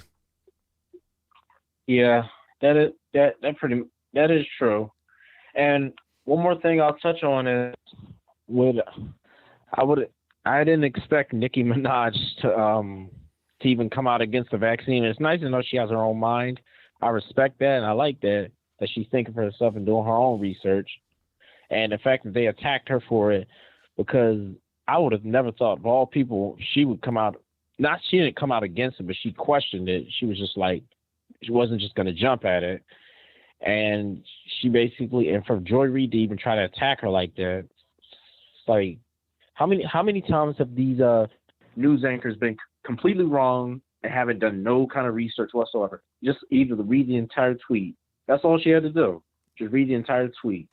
That's it. You know, take a moment to do a little bit of research. They don't do any research anymore. They just react instantly. Like they're trying to be like people on the internet, but they don't do what we do. We research. We know what's going on. We do a little bit of digging in background. They just react. Yep. And the thing about it is, I was like, I just like the fact that she has her own mind and she's thinking for herself. And another thing I wanted to touch on is the fact that if most people, like you said, in California, if they want to see change, they gotta want to change. They gotta be the change. They can't just keep voting for the same people. You know what I mean? Because they got to vote. Okay, if you vote Simon, let's do a little bit of research on what are their policies, not about what they believe in. Okay, yeah, it is kind of like what they believe in, but it's like, what are they going to do for us? Like, what are their plans? What are their policies that they're going to implement? Like they said with Donald Trump, basically America, he listened to America like all other politicians did. America elected him. Does that make sense? In a sense? Nah, I understand what you're saying. Yeah. Wait, it didn't make sense? I understand what you're saying. I do understand. Oh, okay. You do understand. My bad. Sorry about that. Yeah, but basically, my point is, if California wants to change, the people got to change. Even if Larry Elder, here's how I feel. Even if Larry Elder was elected, there's only but so much he can do, especially if the people aren't willing to either grow up, be a little bit more open-minded, and just, like I say, either do research or just take change into your own hands. But I'm pretty sure there's people out in California that's probably doing that. That's just everywhere. You get what I'm coming from? I mean, but it's California. That's the problem. It's California. Try to run Gavin Newsom here in Tennessee. It would never happen. I mean, not right now. Like, nowhere near in the future would it happen. Or try to bring him into Alabama somewhere or Florida. Like, try to have the election be between Gavin Newsom and Ron DeSantis. There's no way that Gavin Newsom will win. It's impossible. It's kind of like that. It's kind of like that in California right now, unfortunately. Yep. I get where you're coming from. But yeah, thanks for the call. Thanks for answering my call, ABL. Thank you for the call, man. Definitely appreciate it. Have a good one. Yeah, the thing about California, it'll take more than just a recall election effort to change the minds of the people. You got to get down to the core. You got to get down to the youngins. You got to get down to the people that are really moving and shaking to make something like that happen, in my opinion. So we'll see. All right. And let me get to some more here. Let's go to 617 on the line. Who am I speaking to? Hello? Yes. Yes, this is Mr. All right. Let's get to the next one. 860 on the line. Who am I speaking to? Hey, Anthony, it's Sonia. How are you? I'm well. About yourself? All right. Before I forget, I just want to give a shout out to all the Virgos out there. It's my birthday month, too. Well, right on. Right on. Absolutely. Okay. I think there was some funny business going on with the election in California simply because, as you pointed out, they didn't give another Democrat a chance. And if they had a problem with how Newsom was handling the COVID in particular, they would have given someone else a try. Yeah. I think a lot of people, they saw it one way other than what it was. They saw it as Gavin versus Larry Elder, but it wasn't even about that, or Republican. It was Gavin versus the people. Should he stay or should he go? Exactly. I mean, I know there's 40 million people right in the state. Only 2 million came out for the recall, but they said that a percentage of that included Democrats. But I don't know if you did a video about it or someone else. They were saying that the envelopes had like a window where you could see if you voted yes or no. So they could have been, been discarded. That was one funny thing. The mail-in, you didn't have to show up in person. And I forgot what was something else that they said, that more people turned out for this to keep him than when they voted him in the first time. You say what now? They said that more people voted for him to stay than they did when they first elected him. Oh, wow. I didn't hear that one, but that's crazy. I mean, that's a wild thing, especially right now in the off year. That's crazy. I need to look into that one.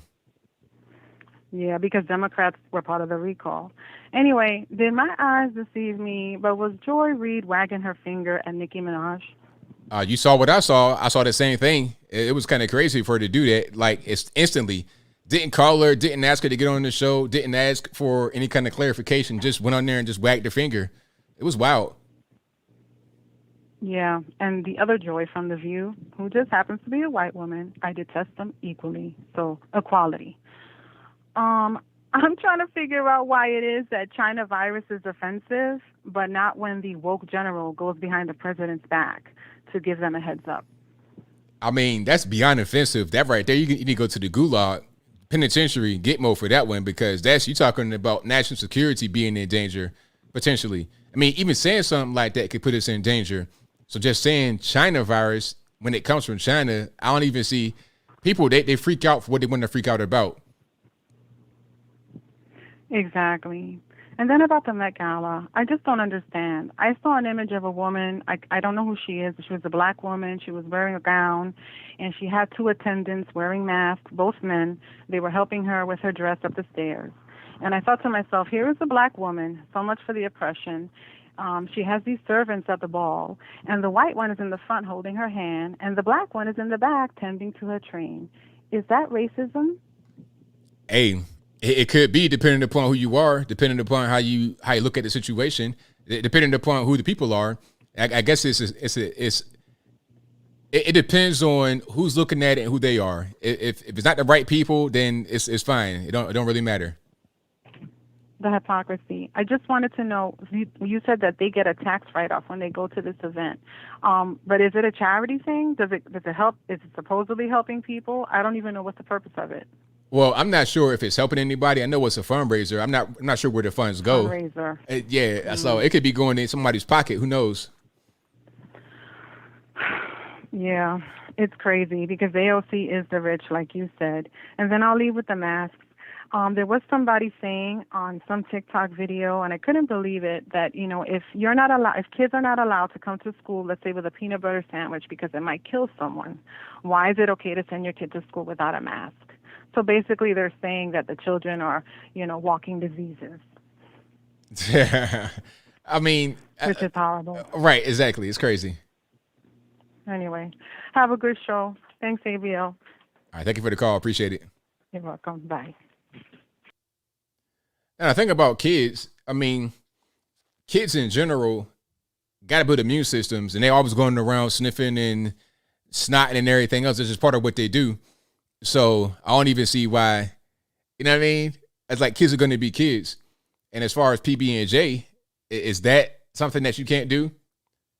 If there's a problem with people in the PB&J sandwiches, with kids in the PB&J sandwiches, if that's the issue, then that most certainly shouldn't be. All right, let's get to the next one here. Let's go. 510, you're on the line. Who am I speaking to? Oh, this is Bill. All righty, man. What's going on? Nothing much, man. So first thing I want to do, I want to say thank you to all the veterans out there. My father is a veteran. He served his country for 16 years. I just want to say thank you to all of them. Right on. I love our veterans and I respect our veterans. But so first thing, I want to get your opinion on the transgender fighter, the what was it, MMA. Like me personally, I think it was complete BS that they put a man against a woman. Like, I know a lot of people get offended by it.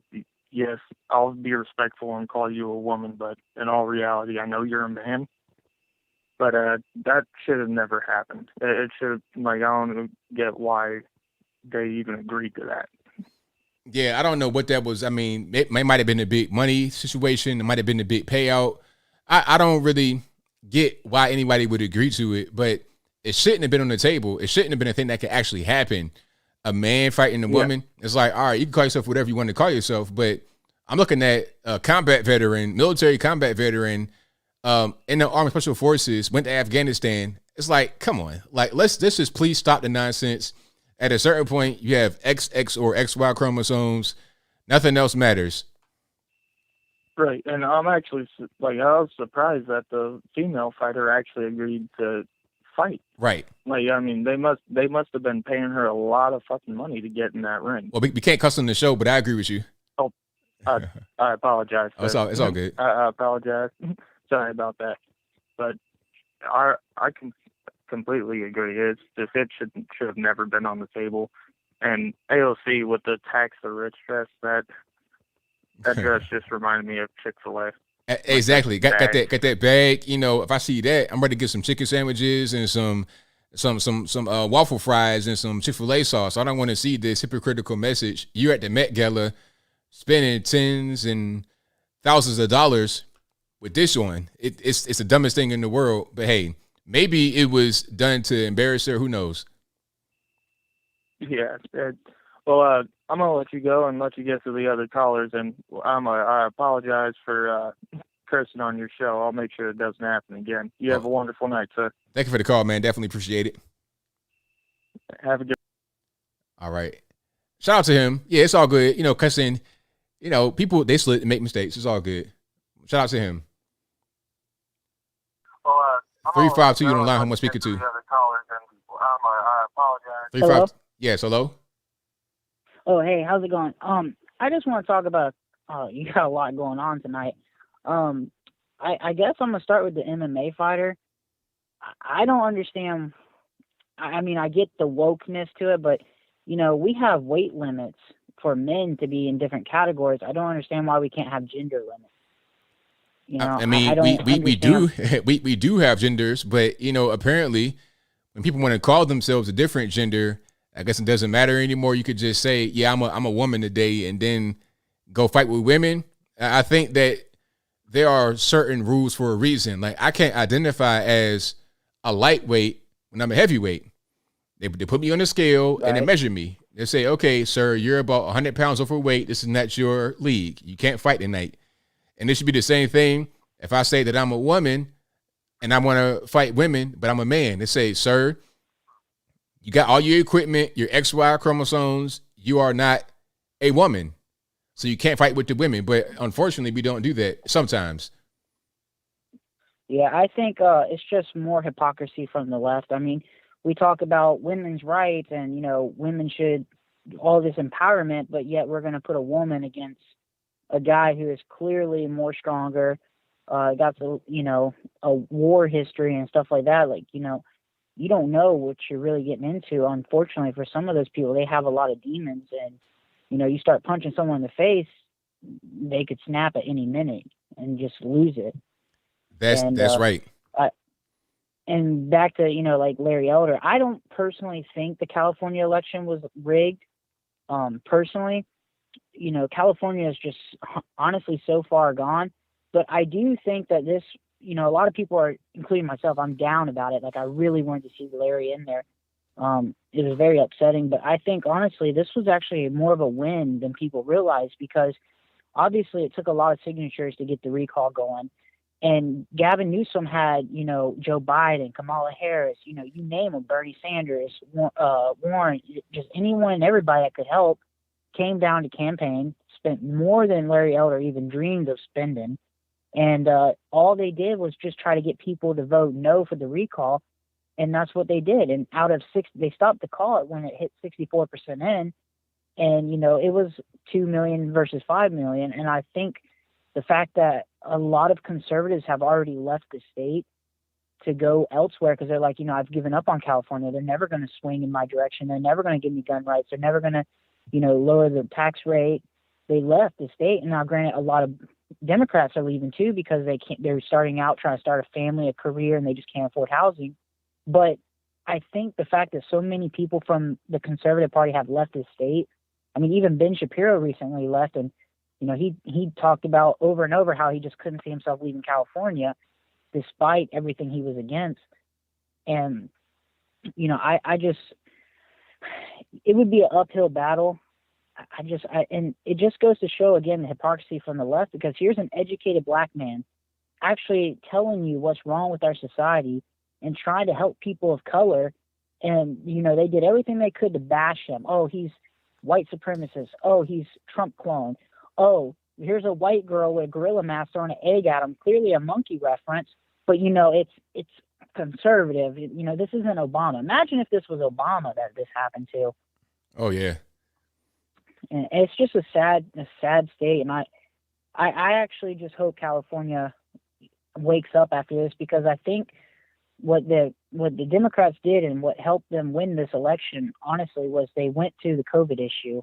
They knew how many Democrats were on the COVID issue. They used that as a reason to help win this victory. And I think that this helps Larry when he goes to run for the election, because he knows that the only reason people voted for Gavin Newsom is because of COVID mandates, and they were scared he was going to be like Trump. If he can, twist that narrative against him, look, it's not about the vaccine, it's about free choice. I want you to be an individual, free individual. And I'm not Trump, I'm Larry Elder. We're two different people. Whether we agree on policies is a different story. I'm here for people in my state, trying to fix my state. And I think that's going to help Larry Elder if he does decide to run for election. Right on. Well, thank you for the call. I definitely appreciate it. Yep. You have a good one, my friend. All right. Thank you. Bye. All righty. Let's go to the next call here. 224, you're on the line. Who am I speaking to? Hey, Anthony. Yes. Hey, what's going on, man? It's Kevin. All righty. What's going on? What's going on? Just want to say I've been watching for over a year now, and this is my first time calling. I actually started watching during around the time of the George Floyd thing. Okay, well, I'm glad you're here. Glad you're watching. All right, cool. I just want to say that, look, I really love this country, okay? And I might not have had the perfect upbringing, but yeah, because I've been going through depression in high school, been through bullying and whatnot. But other than that, I would rather live in this country rather than anywhere else in the world. So, and see, the thing is, my parents, they came here from the Philippines back in the 80s, 40 years ago, and around that time, martial law was happening in their country. It was under a dictatorship. I remember seeing videos of military people. They were what were they doing? So they were arresting a lot of people and even beating them for wrongthink, and a lot of what you're seeing now under this government. But yeah, they were they're beating them, and it was just really, really horrific. So yeah, my parents saw a lot of that, and they just saw the writing on the wall and decided to move here to America, in Chicago, where I was born a decade later. And see, with everything going on right now, the fact that my parents they left that country, the reason they left that country was with everything going on over there right now, or over back then. So to prevent everything going on in this country, to prevent everything that was going on over there, I wouldn't have to experience it in this current climate. And to see what this administration is doing is pretty disgraceful. So, you still there? I'm here listening. All right, cool. So yeah, it's pretty horrible. And the one thing I really want to say is I remember under Trump's administration, I remember people were calling him a dictator and whatnot. And that really kind of offends me in a way. I know I didn't go through martial law or any dictatorship like my parents did, but the fact that parents went through that, it kind of affects me in a way. When people call him a dictator, all these normies. Mm-hmm. So just picture somebody a gunshot victim being hit. You're just getting shot, and somebody who gets hit with a Nerf gun telling you, "Oh, I was hit with a Nerf gun. It hurts so bad." As a gunshot victim, that. That's how offended I am when people refer to Trump as a dictator. Under this administration, I guess you could make the argument that Biden's a dictator. I have no problem with that. But yeah, under under Trump's administration, I'd hear that a lot. And that's basically. Can I talk about something else? Do you have any time? Well, I got a little bit of time. I mean, what's going on? What's on your mind? All right. Okay, speaking of the Philippines, like I'm kind of concerned with what's going on in the Philippines. So I'm like pretty nervous. This is like my first time calling. Oh, it's all good. Just me and you. So yeah. All right. So yeah, like what's going on in the Philippines right now? It's like China's had a big interest in the Philippines. Like they have like so much influence over there right now, and like see the situation is their government, like, including their president, they're like you say like their government's pretty much a puppet for like the CCP, and like this is like why I'm really angry with the whole election because under Trump, like Trump played a huge role in the South China Sea. So he was going to protect like those islands that are like currently being claimed by a lot of China's neighbors, including the Philippines, and yeah, now with Trump out of there, been gone, like, and he now is like another puppet of the CCP under Biden. Yeah, like now I'm kind of like really concerned about that country because I have family there, so and yeah, it's like pretty messed up situation right now. So I don't even know what's going to go on like in the next 3 years or so under this current administration right now. Well, I think after they go after Taiwan, they're going to go after the Philippines and probably go all the way south to Australia. I don't really know. But. Yeah, I think the next thing would be that we got to look forward to the midterm elections 2022 next year, and then 2024, and then every local election, dog catcher on up to the president. We got to vote on everything and make it count because we can't go through more of this kind of stuff. It's got to come to an end at a certain point. But man, thank you for the call. I definitely appreciate you. Right. Thanks, man. I just want to say I'm a big listener of yours. I've watched like all right. Like pretty much every broadcast from Wednesday to Thursday, including like Brandon Tatum, Jericho Green, like all you guys, man. Thank you, man. Appreciate you. Thank you. Thanks. All right. Shout out to the caller. Shout out to him. Let's get to some more calls here. Let's go 862. You're on the line. Who am I speaking to? Hello? Yes, who am I speaking to? This is Brian from Maryland. All right, what's going on? Wow, I didn't really expect you to pick up my call. Okay, so I'd just love to get your opinion, about AOC's the tax the rich statement she made, in the Met Gala. I'd love to get your opinion about it, and that would be it. So what did she say? What was her statement about a dress? What did she say? Basically it was just just to the tax the rich, while in a ultra elite space, I learned that the ticket price was like a $35,000 worth of tickets, So basically, so like tax the rich while hanging out with the elite, high class people, So I just wanted to get your opinion about it, that's all. All right, I get you. Thank you for that, man. I appreciate it. All right, thank you. Bye-bye. All right, so yeah, the whole thing with AOC, the whole thing is crazy. I was saying it earlier, but I'm gonna say it for him. The whole thing is crazy because it's like a tax shelter. We're talking about the Met Gala. Now, I don't even know what they donate to, but it's a fundraiser. And the way they fundraise, they charge a lot of money for those tickets. $30,000 for a ticket, $275,000 for a table. For one ticket and one table, $275,000 for a table, $30,000 for a ticket. And you got a dress that says tax the rich on your body. And the whole purpose of this thing is A, to raise money for this organization. Not sure where it goes. But B, it's like a tax shelter. If you got a bunch of money, you can send your money there, and that's a tax write-off. You can lower your expenses. So the whole thing is stupid. It's like, I feel like she's trolling, talking about AOC. I feel like she's trolling. Knowing that you wearing a dress like that is ultimately hypocritical at the Met Gala, but you do it anyway. You're just trying to kind of throw it in our faces. I'm not sure what the reason for that would be other than trolling. It's weird. Let's get to the next one here.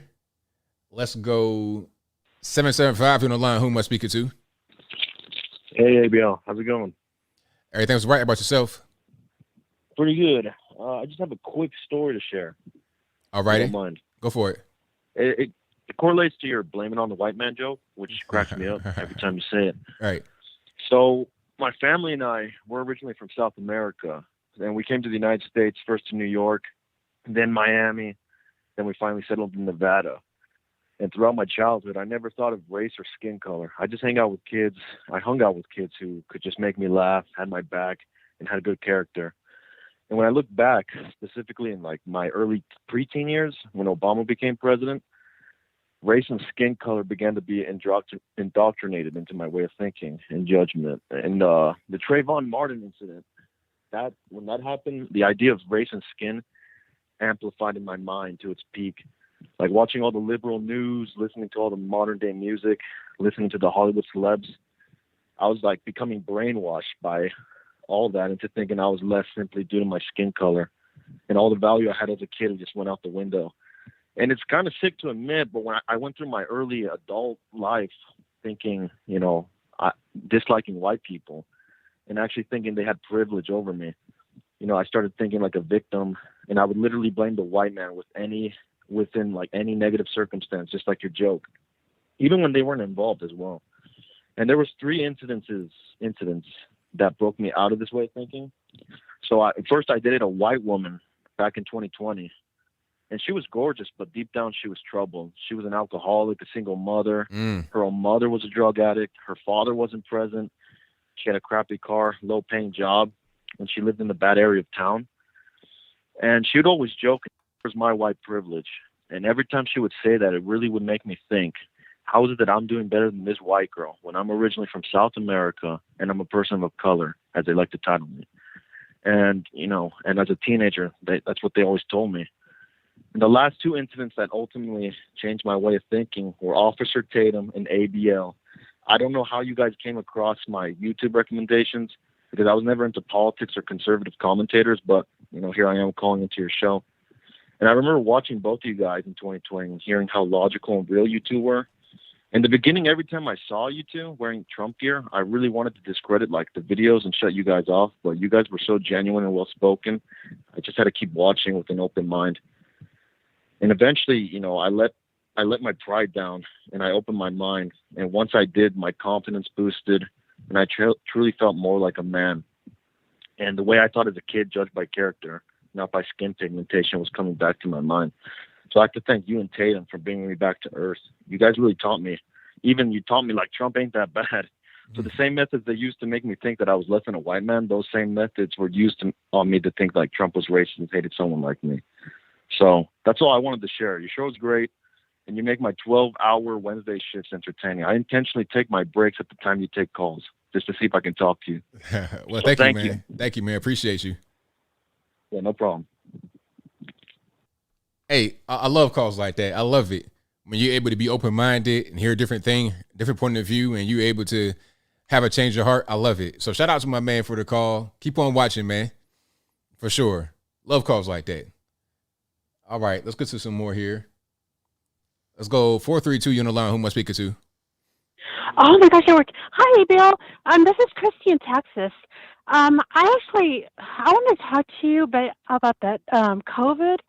I know you probably beat it to death and everything, but I just wanted to talk to you about it because I guess my main question is, when do you think Joe Biden's mandate is going to go into effect? It's because I work in the hospital and I work in like customer service, and so I really don't have patient access. And so for some reason, the hospital is still telling us that we still have to have the vaccine no matter what, and that the mandate is probably going to come through in October. So when do you think this is going to, I know you're saying something about the Supreme Court, but I remember those college students that took their case at the Supreme Court, and I think they lost or something, so I'm kind of nervous here. One of my coworkers said she got the COVID vaccine and that her arm started burning like crazy. So that thing just really scares me like crazy. And I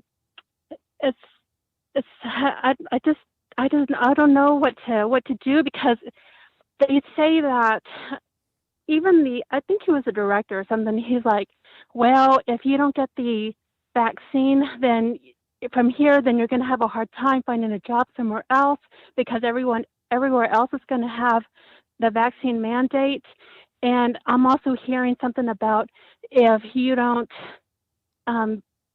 if you decide to leave for some reason, then you can't get unemployment benefits until you get the vaccine. So I'm kind of scared about all this. Now, I was trying to get your opinion on how soon all this will probably go into law. now I don't know. It depends. I think I'm not sure about the laws. I think what he's doing is executive order. So I'm not sure about the law. That's a whole different thing. But as far as is it applicable, I guess it depends on your job because some jobs are going through with it, some jobs aren't. And I think the mandate is only for federal. Are you a federal employee? I don't think the hospitals are federal employees. No. I could be mistaken. Nah, I mean, But if you're not at a naval hospital or something like that, then no. So it's only for federal employees. It's just for the mandate only. But the way businesses have it, they have the option to test or to do a vaccine. So really, it's upon the business what they want to do. Do they want to force the vaccine or do they not want to? They have options, and they could also just not follow either one. And there may be a fine associated with it, but they may say, okay, we're not going to pay that and we're going to fight it in court. So it depends on your job and what they want to do, because really at a certain point, it's kind of voluntary if it's not law yet. So really it's up to your employer. Now, if you think it's not going to be the way to go, you might want to try to find somewhere else. And I think that everyone may not do the same thing. It all depends on where you are. Okay. All right. So it's not going to go into law. It's just a mandate that's just nationwide. It's executive order. So it's not Executive order. It's not technically a law, but it can be applicable. And it depends on where you are, whether they're going to do testing weekly or if they're going to do the vaccination requirement. And I heard something about if they do the testing, that's something that that has to come out of your pocket. Is that something that sounds correct? It depends. Again, I think some employers would pay for it themselves, but they may opt to not pay for it or have you pay for it, or they could say, okay, we're not going to do either one of those. We're going to get you, take the vaccine mandatory. But it won't be something that you would go to jail for or anything like that. It could just be a situation where your job may have an issue. So I think that's what's going on. But if you work for the federal government, you got to take the vaccine and that's it. But they can't make you take it directly. They'll tell the employers to have you take it or to get the vaccine. That's your option. It just depends on the employer. Okay. All right. Well, that answers my question. Thank you for taking my call. I appreciate you, ABL. Thank you for the call. Have a great night. Same to you. Bye-bye. I think I said take it or get the vaccine. Absolutely. Take it or get tested for the vaccine. But again, they may not do either one because where I live, there's companies that are saying we're not going to do it. We're not doing either one. We're going to court. So I think ultimately it'll get thrown out by the Supreme Court. But see, that's the way they do things in the Biden administration. They go through all kind of little loopholes. They do things they know that are not legal, but they say we can do it for now and we'll get challenged in court. And by the time it gets done with court, we already have our goal accomplished. That's what they want to try to have us do. And if I was a business owner, I can't say what anybody else would do, but if I was a business owner, what I would do is stall them out, call their bluff. It's like, I'm not doing either one. You want to find me? All right, guess what? I ain't paying that. I don't know how you're going to get it. And when they go to court and they overturn it, if I was to pay it, I'm trying to get that back. And if they overturn it and I had a fine levied against me or multiple fines levied against me for not complying, then I'm not going to pay that. How are you going to enforce illegal fines? But that's just me, though. I can't speak for anybody else on what they should do. I would say talk to a lawyer. That's kind of how I would go about it. All right, let me get to some more calls here. Let's go 773 on the line. Who am I speaking to? Hi, ABL. My name is Angela. Wanted to ask your opinion about the recent fight with Alana McLaughlin. You were just talking about a little while ago, And I'm not sure if anyone asked, but I was wondering, how would you feel about trans women competing against cisgendered women? Yes, I'm kind of a liberal, disaffected liberal. How would you feel about trans women competing against cis women if they grew up trans? Like if they, did the whole hormone blockers bit and they started taking hormones like around 12 when people reach puberty and then got to be an adult and then started fighting cisgendered women. How would you feel about that? No, because at the end of the day, you still are male. It's like you can grow up as a woman or thinking that you are a woman, but still the chromosome is still going to be the same. I'm not sure how the hormone blockers or whatnot would affect your bone structure and all that kind of stuff and your natural testosterone. And then also, since you can't be on, you can't be doping in sports, right? You shouldn't be able to do that because you feel like you're a different gender and have that be legal. You see, because you're doping, that shouldn't be right. And then beyond that, I don't think that people should be transitioning at an early age because that's a whole different thing. Because I think Caitlin, Bruce, whatever, they said, hey, I don't think that you should have men and women competing against each other or a recently transitioned transgender person. But if you were trans from a young age, and it's okay. But define young age, you're talking about 5 years old.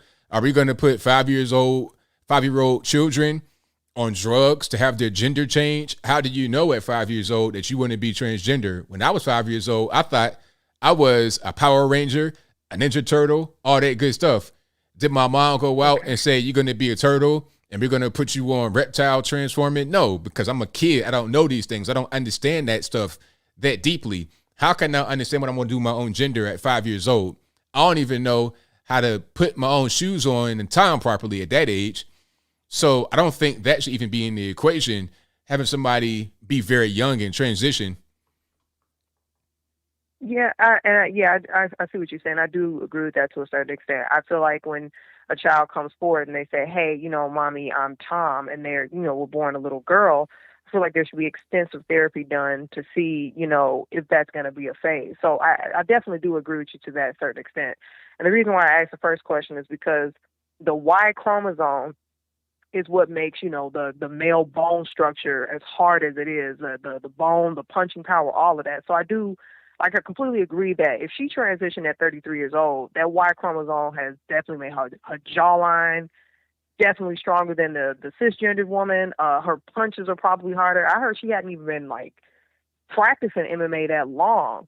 And that woman had been practicing, the cisgender woman was practicing way longer than her. And she was person able to just beat the crap out of her. Yeah, the trans person just started this year. This was their very first fight. They started training this year. And the woman had been fighting for 10 years. Yeah. Yeah, and it shows because her face was pretty bruised up. But yeah, I just want to know what you think about that. And one more question before I go.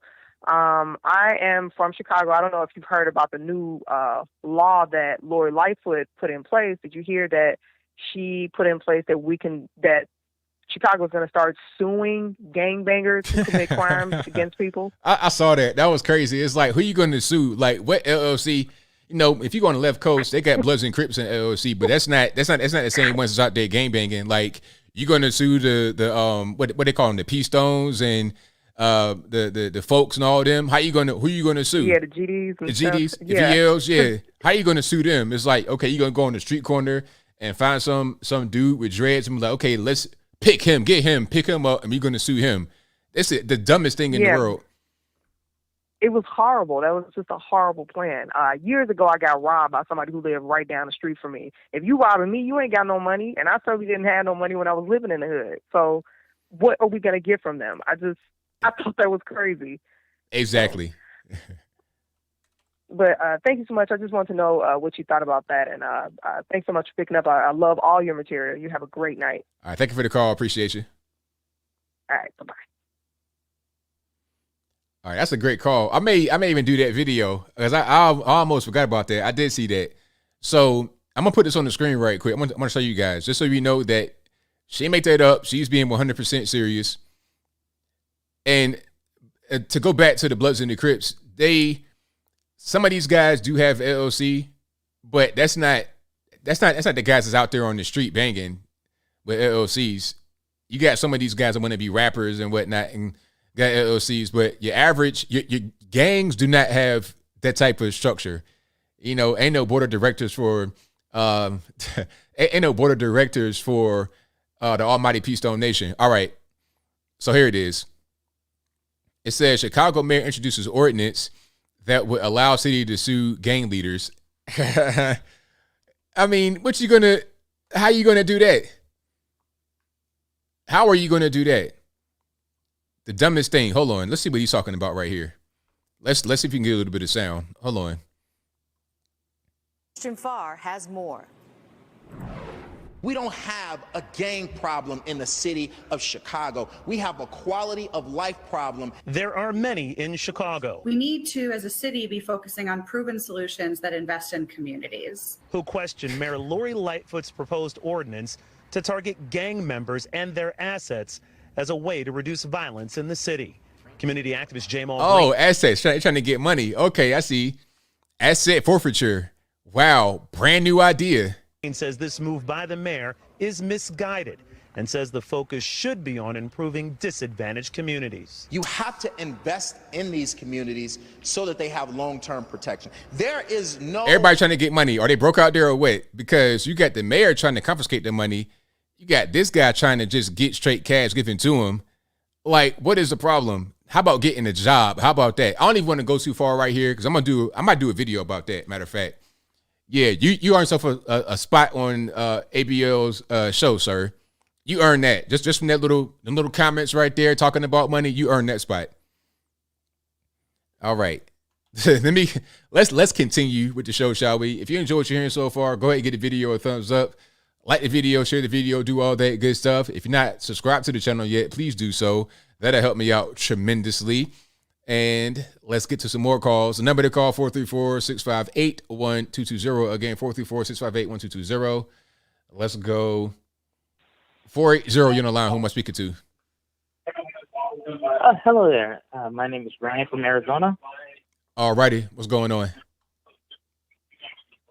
One thing I have noticed whenever I hear people calling into shows is that they are always curious about when Democrats put forth an idea that is obviously not effective. What I think the strategy is like. Hold on. But I got some noise in the background. Turn speakers down for me, please. 1 second. How about that? Okay, I can hear you. So go ahead. One thing I notice is when you have something like voter suppression, I think the Democrats already know it'll never pass. But the idea is they want to give the illusion that they're trying to fight for the little man because it is inevitably going to be fought against by the Republicans. So what they do is they could force the Republicans into a position of always looking like the bad guy. If that makes any sense? Well, yeah. I mean, but I think they also really want to get that done because they want to keep that door open. It's not about voter suppression. They don't think that there's actual voter suppression happening because if they thought that, then they wouldn't be talking about vaccine passports, knowing that 75% of Black New Yorkers do not want to get the shot. So you see what I'm saying? Like you have actual data about that. When you go to the streets and ask Black folks, do you have identification? Yes, I do. But they say having identification is voter suppression and Black folks don't have it. When you go to the streets and ask them, hey, do you want the shot? Nope, nope, nope. Maybe. Yes. Nope, nope, nope. You have actual data, obvious situations, people on the internet, celebrities, everybody saying they don't want it, we don't want it, Tuskegee. But all of a sudden, it's not about suppression at that point. It's not about job suppression. It's not about travel suppression. They say those things to get a certain end result, which is leaving the door open for fraud. It's all about trying to get to a particular place without saying you want to get to that place. So do you think those ideas actually had a chance of actually succeeding? I mean, it depends. I think maybe not necessarily on the state level, but if you keep saying it over and over again, like here's an example. It may not work in a place like Texas, right? But if all the Democrats are lockstep in unison saying, hey, voter suppression, if they all say the same thing and they all agree on it, then it might pass in New York City or New York State or California or somewhere else. And then if you're able to successfully get Texas blue, which I don't see happening, but if you're able to do it, that narrative is still there because they all agreed on it. They didn't just flip. They've been saying it for years.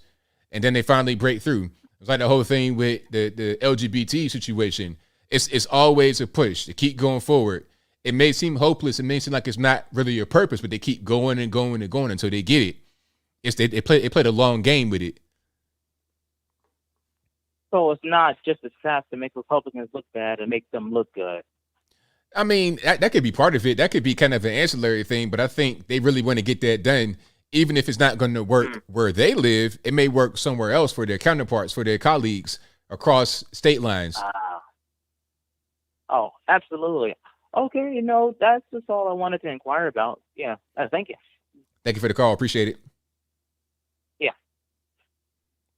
Yeah, that's probably what it is. That's, because they say, they're talking about abortion. Oh, this is anti-healthcare. Like killing the baby is a form of healthcare. Oh, this is anti-healthcare. All this, that, and the third. They say that because they want to keep certain strongholds with the ability to be able to kill babies. And they want to limit certain populations from being able to grow. Black folks. Anyway, I'll keep on moving. 928, you're on the line. Who am I speaking to? Hi, Anthony. Hello. What's going on? How you doing? I'm doing all right. I got a little bit of sound in the background. Turn it down for me, please. Okay, got that. So I'm calling in about that beret. And as you know, I was in the Army. So first of all, I say, and I know we don't like to cuss, but I just say, hell no. I would not get in the ring and fight. Something like that. Because first of all, they have martial arts, they have experience. I don't care if you're MMA, whatever, you're getting in a ring with an experienced, martial arts there. Killer.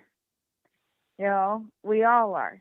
So I think that if they want to do this whole transgender thing, they should just do transgender against transgender, in my opinion. You know, I don't agree with this whole new thing. I just have a big problem with that. I saw the pictures of what he looked like, and then from the now picture, and I even heard his scream like a girl. I could not believe in Anthony. I just was like, and South Park has an episode. You can check that out. Strong Woman sums it all up. It's so close to what's going on right now. Yeah, I mean, I just have to speak out against that. I feel like this is all wrong. So how can we speak out and stop this? Well, I'm not really sure as far as this whole trans fighting thing. I think that the main way we can go about it is if a league wants to have transgender people fighting, don't watch that league at all. If they want to bring that on there, don't watch it. Like, let's say, for example, UFC, which they have not done this, I don't think. But if UFC said, okay, we're going to have trans people fighting women, don't watch anything from them at all. Vote with your wallet and let them feel it that way. That's what I would say. Correctly. But and we all know in this world with this new thing, it's not going to be like that. I just think that with that going on and with the vaccine mandate, which I'm totally against now that it's become more political, and I'm going to stand no and stand strong on not getting it, I think more of us, like you, ABL, like all of us patriots, us fans, we need to keep standing up and spread the word to say no, to stop this, and not just let the Democrats and all of them run over us. Absolutely. Right on. We need to stand, and I stand with you, ABL. I love this show. All you listeners listening tonight, keep standing strong. And people who have jobs, I have a best friend. I was in the medical field with myself. Say no, quit. In the end, maybe something good will come out of this. Right on. But nothing's going to get done unless we all stand against it. So, and I just want to say, have a good night, ABL. I know I made you laugh last time. So, so I want to thank you for what you do. All right. Thank you for the call. Definitely appreciate it. Yep. No problem. Good night. All righty. But yeah, you know, let's get a transgender league going on, because we're talking about MMA. There's a few different companies, right? You got Bellator, UFC. You got quite a few, right? So how about Transgender Mma? You know, make it some kind of French name, Transgender Mma, and like the hair stuff, the shampoo or whatever, have it like that for MMA. And if you want to be a switch hitter or whatever the case may be, go out there and fight in that league, and you could be the transgender league champion. I'm dead serious, 1,000% serious. If people want to watch it, then I don't got no problem with that. But I just don't want to see biological men, XY, fighting XX. I don't want to see that. I don't like seeing I don't like seeing women getting beat up by men or punched in the face. When I saw that fight, I didn't want to watch it, but I had to because I did a video on it. But when I saw it, the guy was not a very skilled fighter. He kept getting punched in the face, but he was eating them, just eating them.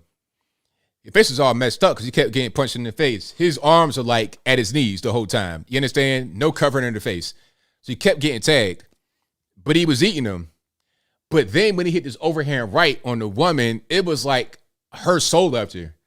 And she screamed, ah! It was crazy. It was crazy. It was like you were watching the man beat a woman. I don't want to see nothing like that, man. I don't want to see that. I'm not entertained by that. I'm just not. Period. But let me keep on going. Get some more calls here. Let's go. 309, you're on the line. Who am I speaking to? Oh, this is Johnny from Illinois. All righty, man. What's going on? I had some more questions for you. What do you think about, it's kind of old news, but Biden, when he said no rights are absolute?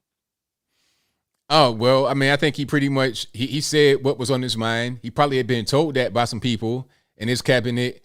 He probably been told that before, where you could just violate rights and it's no big deal. And I think that anybody that voted for him or anybody that's in the country right now, even if you didn't vote for him, should listen to that. So when he passes certain things and he says, oh, it's good for you, it'd be good, look at it and be like, hey, are my rights being violated here? You're saying that it's good for me, but are my rights being violated? Now, if we got that going on, now we got a serious issue, a really big issue. And if anybody supports it, then they got a serious issue as well. Well, I know that Democrats are playing the long game for a lot of things. And it's not like unbelievable that they could use public safety as an excuse, you know, to start taking away civil rights and telling you they're actually doing it to help you. That's what they say. So they're doing it to help. I mean, I could see that happening. Do you think it's something that could happen again in the future? I mean, in the near future? I mean, they're going to try for sure. I think some people may fall for it, but I'm not really sure if everyone would. They try certain things and they know kind of where the limits are. They kind of gauge where the limits are between doing a thing that violates rights, and they know how far they can go before you have like social unrest and the actual revolt that can get violent. So they kind of shuttle that line. They do that a lot. They kind of break the law, skirt the law. They do certain things like that to get their agenda met. That's crazy. All right. How do you think the 2024 administration, assuming it's not Biden going for a second run, how do you think they're going to deal with the hundreds of thousands of illegal immigrants a year that the Biden admin is transporting from the borders and just dumping into various states, wherever they want to go, without the state's permissions? That's a good question. I'm not really sure what they're going to do, because that's not stopping anytime soon. They keep coming in by the boatload. I don't know. I think one thing that can happen is the federal regulators need to cut off any kind of assistance to them, because a lot of these people get welfare benefits. They get all kind of stuff from the state that they live in. So if there's any kind of federal benefits, cut them off if they get them, which they shouldn't be getting them. They can do certain things from a federal level to kind of weed them out and not have them be kind of like anchors upon the state. And I'm not really sure what can be done beyond that to get him out. You got to have ICE refund it back on deck, doing deportations. You got to do that. They're going to try to talk about amnesty, DACA 2.0, but that's not a thing I want to see happen. All right, and then the same problem they had in New Zealand with us pulling, people from the southern border, not checking who they are, not checking what the history is, and we're pulling people from Afghanistan, not checking them who they are. We don't know where they've been, what they've done. How do we know we're not shipping in, thousands of terrorists? We don't know. Rolling out the red carpet for them. We have no idea. We don't know who we bringing in. As a matter of fact, I saw a headline. I didn't read the article, but the headline said that some Afghans are bringing in the child wives, and that's been confirmed. So it's like, okay, it's like, what are we doing here? We're bringing in people that we know are perverts that if they did that in the U.S. would get locked up. So, well, it's more than that. You can't take offense at it, or that's racist. Right? Exactly. That's racist. You're not being understanding of their culture. Right. Exactly. That's weird. So something that Trump was doing that I guess Biden is not doing, but to a different degree. How come the U.S. doesn't just like ban all imports from China? I mean, they're extremely anti-U.S. Why do we still support their economy? You can't, because we're too dependent upon them. If you ban all imports from China, we'll collapse. There's no cell phones made in the U.S. How are you going to be able to work? People dependent upon their cell phones, their iPads, computer chips, chips for vehicles, rare earth minerals that China dominates. It'd be impossible for us to continue without imported goods from China.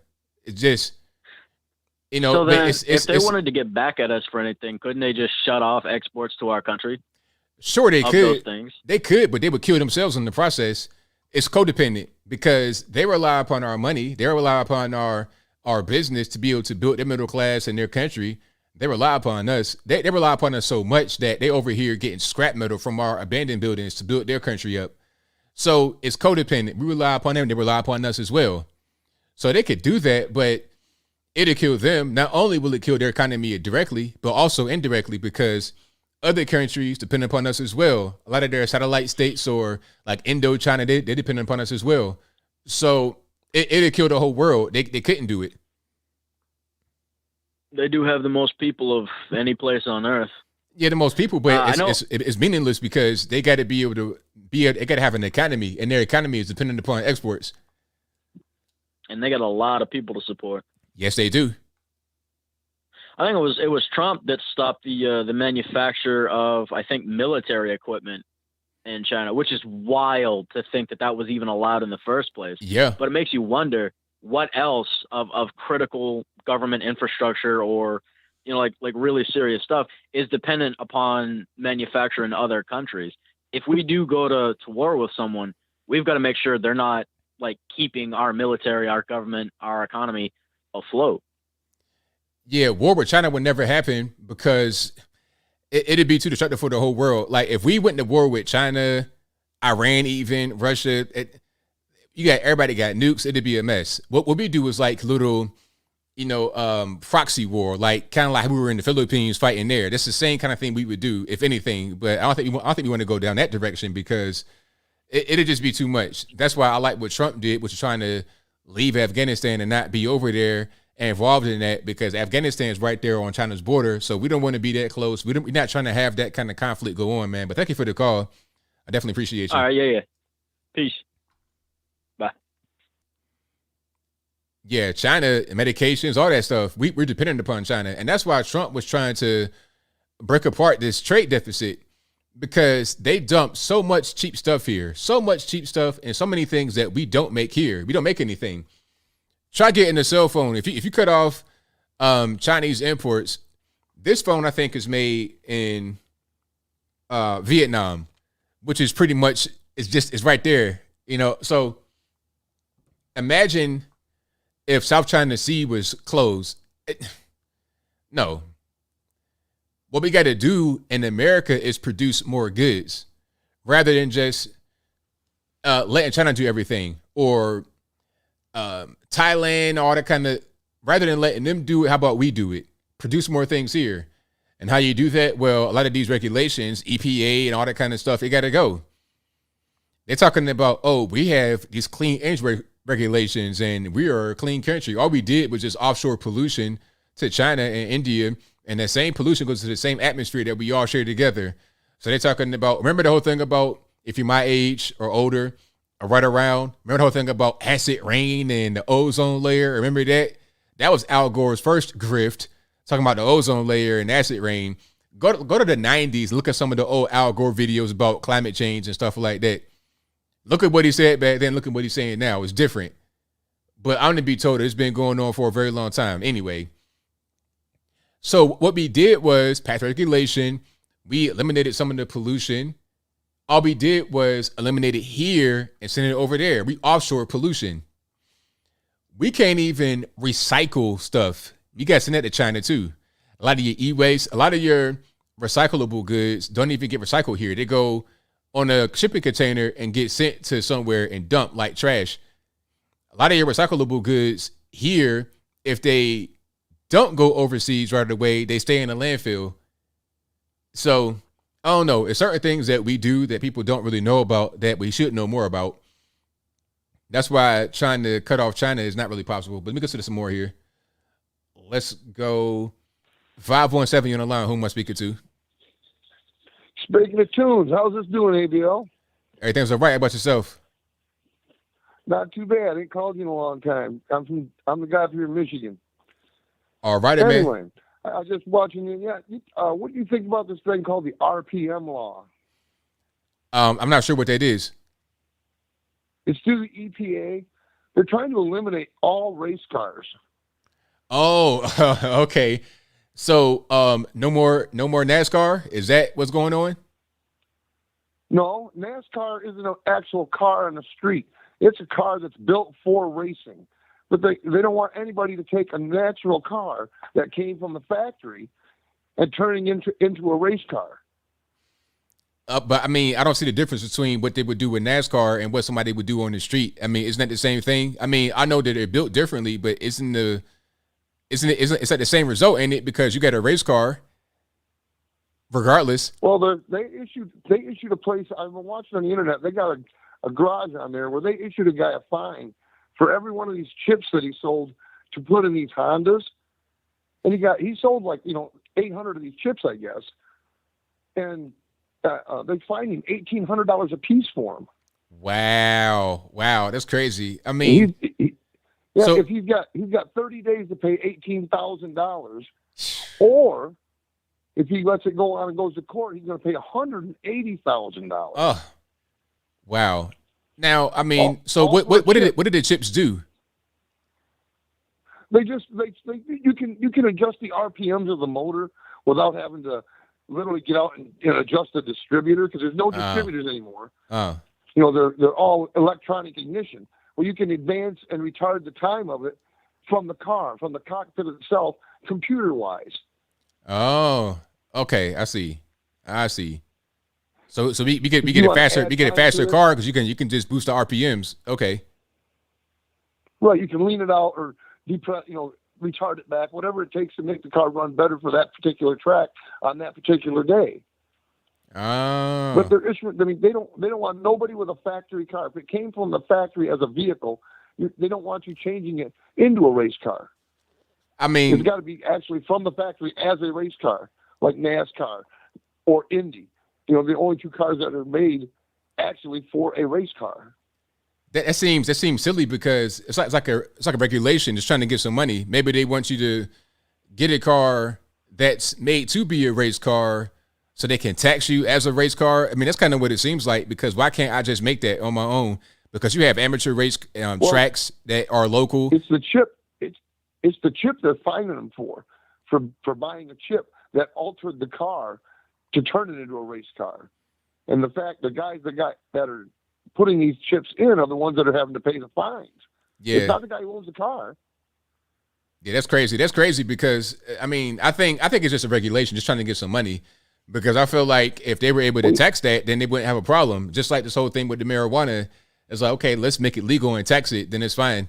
It's like the same thing because you can have a race car as long as it's, sanctioned. You probably got to pay more taxes by being in NASCAR and stuff like that.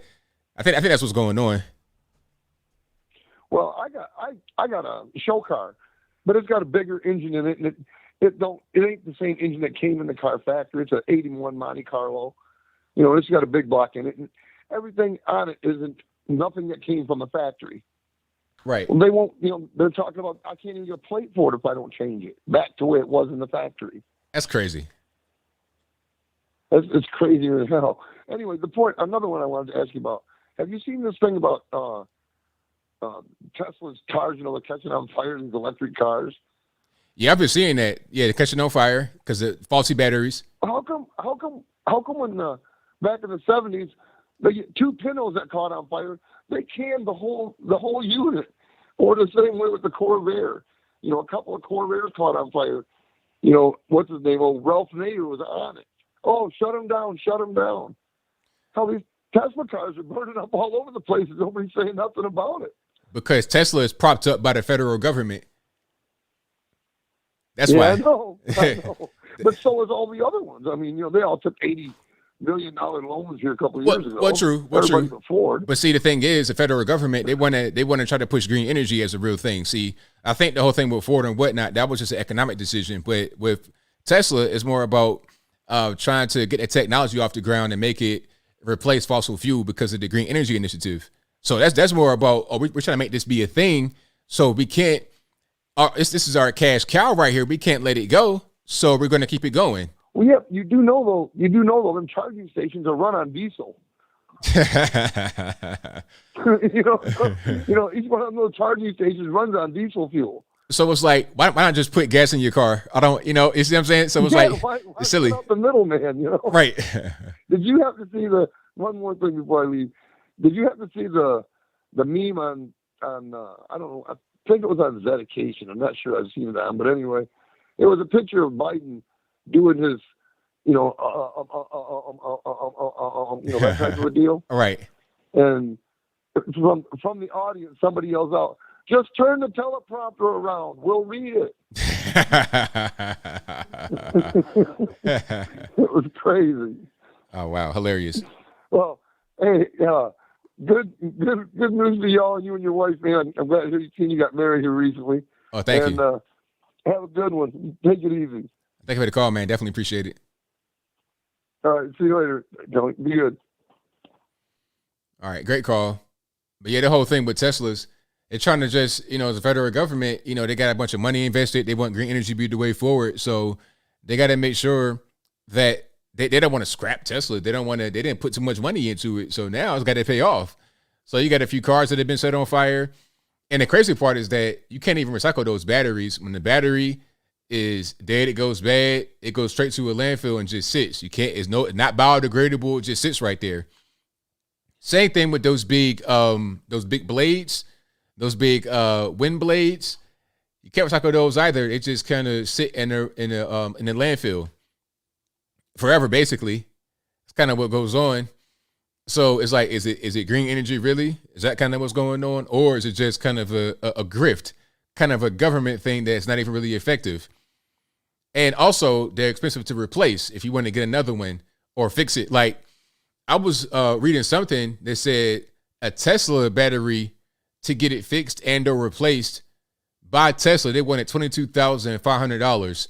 $22,500.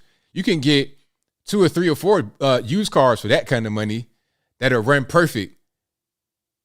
$22,000, but a company was able to fix it for $5,000.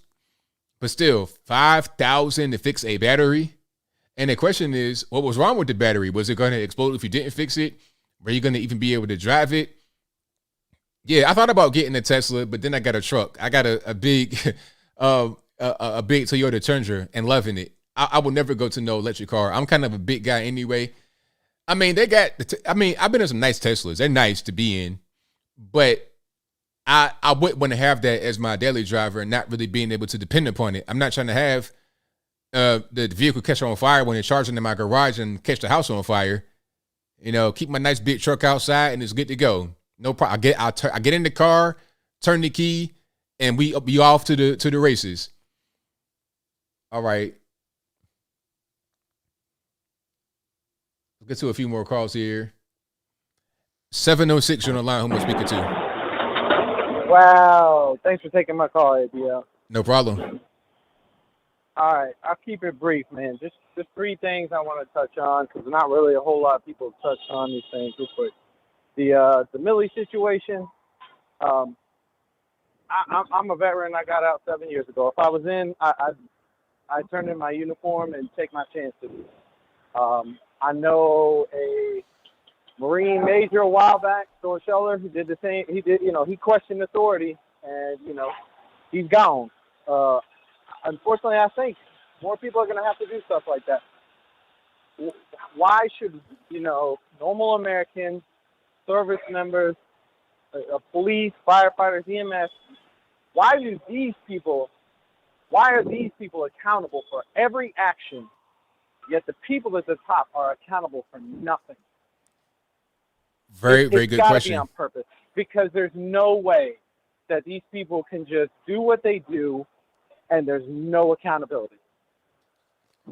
That's a very good question. I feel like there are some who are just fall guys, and then people at the top, they could just do whatever they want. It doesn't really matter because their role is not to be the fall guy. Their role is just to do whatever they want whenever they want. You got it dead to right. I'm not going to get too personal, but yeah, that's it. I'm at work real quick, sorry for the noise, but I suffer from PTSD. I did 4 deployments inside 4 years, 140. And I made some bad decisions, but it's because I didn't get the treatment, because back when I was in, you could not get treatment. You would get kicked out because you were, mentally unstable. You would be a threat to the unit. You're weak. You were seen as weak. So you had to be quiet. It's not like that anymore. Thank God. I've got a brother who he served in Afghanistan, and he's real messed up because he was the last person that made it into a bunker during a rocket attack. Everybody behind him was killed. How do you think that young man feels guilty, and he's going to feel guilty the rest of his life because he lived, people died, and it wasn't for anything, and there's no accountability. That's I right. have to talk this young man down and try to keep him, his head in the game because he's got a family. And he's getting treatment, but this shouldn't have got this far. There's no way. If this was, a legitimate military, a legitimate government, legitimate leadership, there's no way it would have gotten this far. Absolutely. And I'll close with just a couple things real quick. With folks questioning, COVID and where it's going to go, where, Joe Biden's threatening, ignore this old man. We really all have to ignore this old man. A lot of us that work in the private or corporate sector, we're holding down jobs, all right? Or if you run a business, your own business, etc. We hold down this country. Just like one of your other callers earlier, an older gentleman. That man goes to work because he knows he can make a living. I'm coming to work every day because I know I've got men, women, people of all ages that I work with or work under me.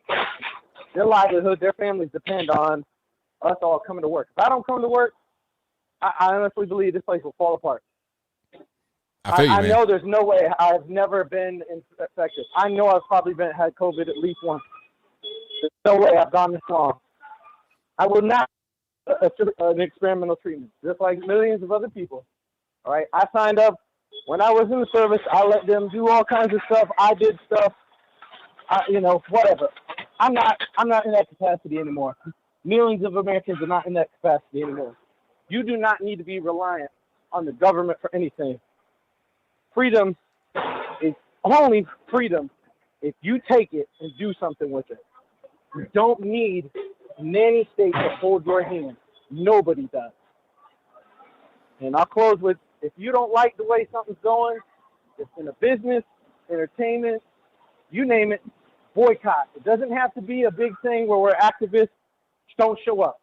Don't open your wallet. Don't turn on your TV. Just ignore it. Find something else to do. I had to do that in my own personal life because the few things I enjoy have just been ruined. Simple stuff like comic books and movies. They're ruined. So I go find something else. I look to the past. If that's the way it has to be, for people around the world, look for something else. Stay positive, stay happy. There's got to be something else out there, and we're going to have to be the leaders that make this change. Thank you, Anthony. I appreciate you. No problem, man. Thank you for the call. Great call. Excellent call. And thank y'all for being here. That'll be a wrap for me. It's 11 p.m. I got to go. Got to wrap it on up. Shout out to all the callers. You guys are fantastic. If you couldn't get on tonight, it's not my fault. No to blame. It ain't me. Blame the white man. It ain't my fault. But thank y'all again for being here. Definitely appreciate you guys. If you enjoyed what you heard tonight, go ahead and give the video a thumbs up if you're not done so already. Also, go ahead and subscribe to the channel. Like the video, share the video, do all that good stuff. I'd appreciate it if you did that. Also, this will be available on your favorite audio streaming platform, whether they be Google Play, Spotify, Stitcher, Anchor, etc. Link for that will be in the description box, or just go to your favorite audio streaming platform and search ABL Live. I should pop right on up. All right, let's go ahead and get to the remaining super chats, and then that'll be it. Thank you to all the mods. Shout out to everybody who is watching. You're retweeting, you're sharing, you're super chatting, whatever you're doing. You're going to the website, you're clicking on the links, whatever you're doing. Thank you for that. I could not do it without you, and I mean it, and I mean that with all sincerity. All right, so let's go to the supers here. Okay, let's go. Let's see where I was at. Thank you to, hold on. Oh, thank you to James Henley, who says, why didn't Larry get Ruby Rippy Tour, Newsom's friend's wife, etc., to do an interview with her on her opinion on Newsom and how he treats women? Good point. Thank you to Rachio. I know but your name and I'm sorry. Thank you for your super chat. Thank you to Maji for the donation, who says, love our ABL. Well, thank you for that. I appreciate y'all. Thank you to Welcome to Tiffany's, who says, Nicki Minaj just got banned from Twitter for questioning the vax. She did a live Instagram video. I saw the live Instagram video. I recorded it too. I may do a video about that. I got the video already on my thing, so I might chop that up and do a video, because that was crazy how she got put in Twitter jail just for saying a few things about the shot. Said a few things and then got put in Twitter penitentiary. Thank you to Cheryl H for the cat emoji. I appreciate it. Shout out to Bob K MIT, who says, what do you think about John Kennedy from Louisiana? I like the plain speak he puts out. I like him. It's like your papaw. I like him. Shout out to John Kennedy from Louisiana. And it's a lot of common sense. He says a lot of good things as well. He doesn't color it up with all these $20 words. I was always told, when you're using those big $20 words like that, you're trying to disguise your lack of intelligence. It's kind of an insecurity type thing.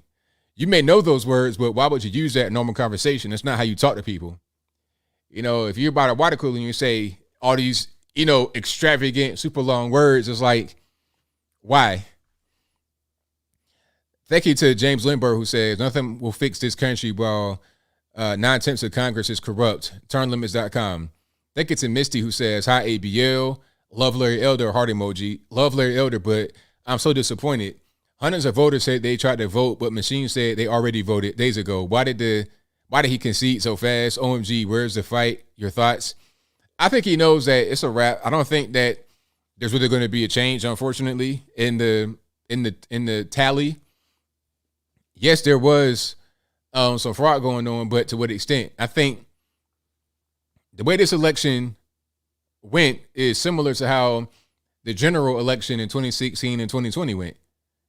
Although it was not between Gavin Newsom and Larry Elder, technically, because it was about Gavin Newsom, is a stay or go. People saw it like that. Although it wasn't that way, they saw it like that. They saw it as keep Gavin Newsom or get a guy we don't want.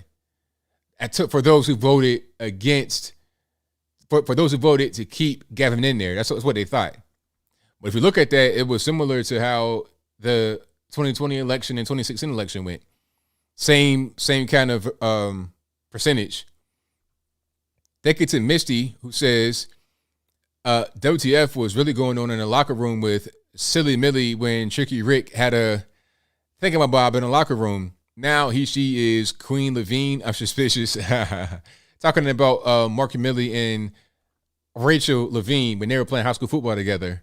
What was going on back then? Good question. Thank you to Watts for becoming a member. I appreciate you. Thank you to Jim Jones, who says, did John Madden just call and talk about race cars? Shout out to my man that called earlier. That was a good call. I enjoyed that. Thank you to Tiffany Rose King, who says, God bless all. God bless you as well. Thank you to Joe Ryder 84, who says, do you think Biden and his crew will be impeached? I don't know. I don't think impeachment will happen, because if it was, it would have been over in Afghanistan. I don't know what he could do to top that. I think he'll be removed because of medical reasons, or he'll resign. When he's talking crazy, not able to hold himself up properly, he'll go ahead and just step back for that reason. Thank you to Jerry J, who says, awesome stream. It is sad you don't know where we're going. He's always a doom and gloom guy. Doom and gloom, big doom and gloom. It ain't gonna work over here though, boss. Thank you to Bryden Phillips, who says, sorry I missed the show. I know it was great and I will watch it later. Thank you, man. Appreciate you for that. But that'll be a wrap for me. I'll be back again live tomorrow. I think I'll be on panel with Baron Tatum tomorrow. I got to respond to them, let them know I'll be there. But that panel will be tomorrow at 9:30 p.m. Eastern Standard Time. And I'll put a notification on the community tab here so you guys know that I'll be there. I'll also put it on my social medias, on my Facebooks and Instagrams and Insta Snaps, all kind of stuff like that. Also, I'll be back live here Saturday at 8 p.m. Eastern Standard Time. And I'll be doing my pre-records all throughout the week. I got 2 already I'm going to do, I think. I'm going to talk about the FBI situation with the Olympics, how they totally just ignore what was going on and let that go on. So why do we need them? I got a few video topics I could do. I might do the Chicago, the Chicago, trying to sue gangbangers, the dumbest thing. So I'll be back. So until then, y'all be safe. I'm out. And peace.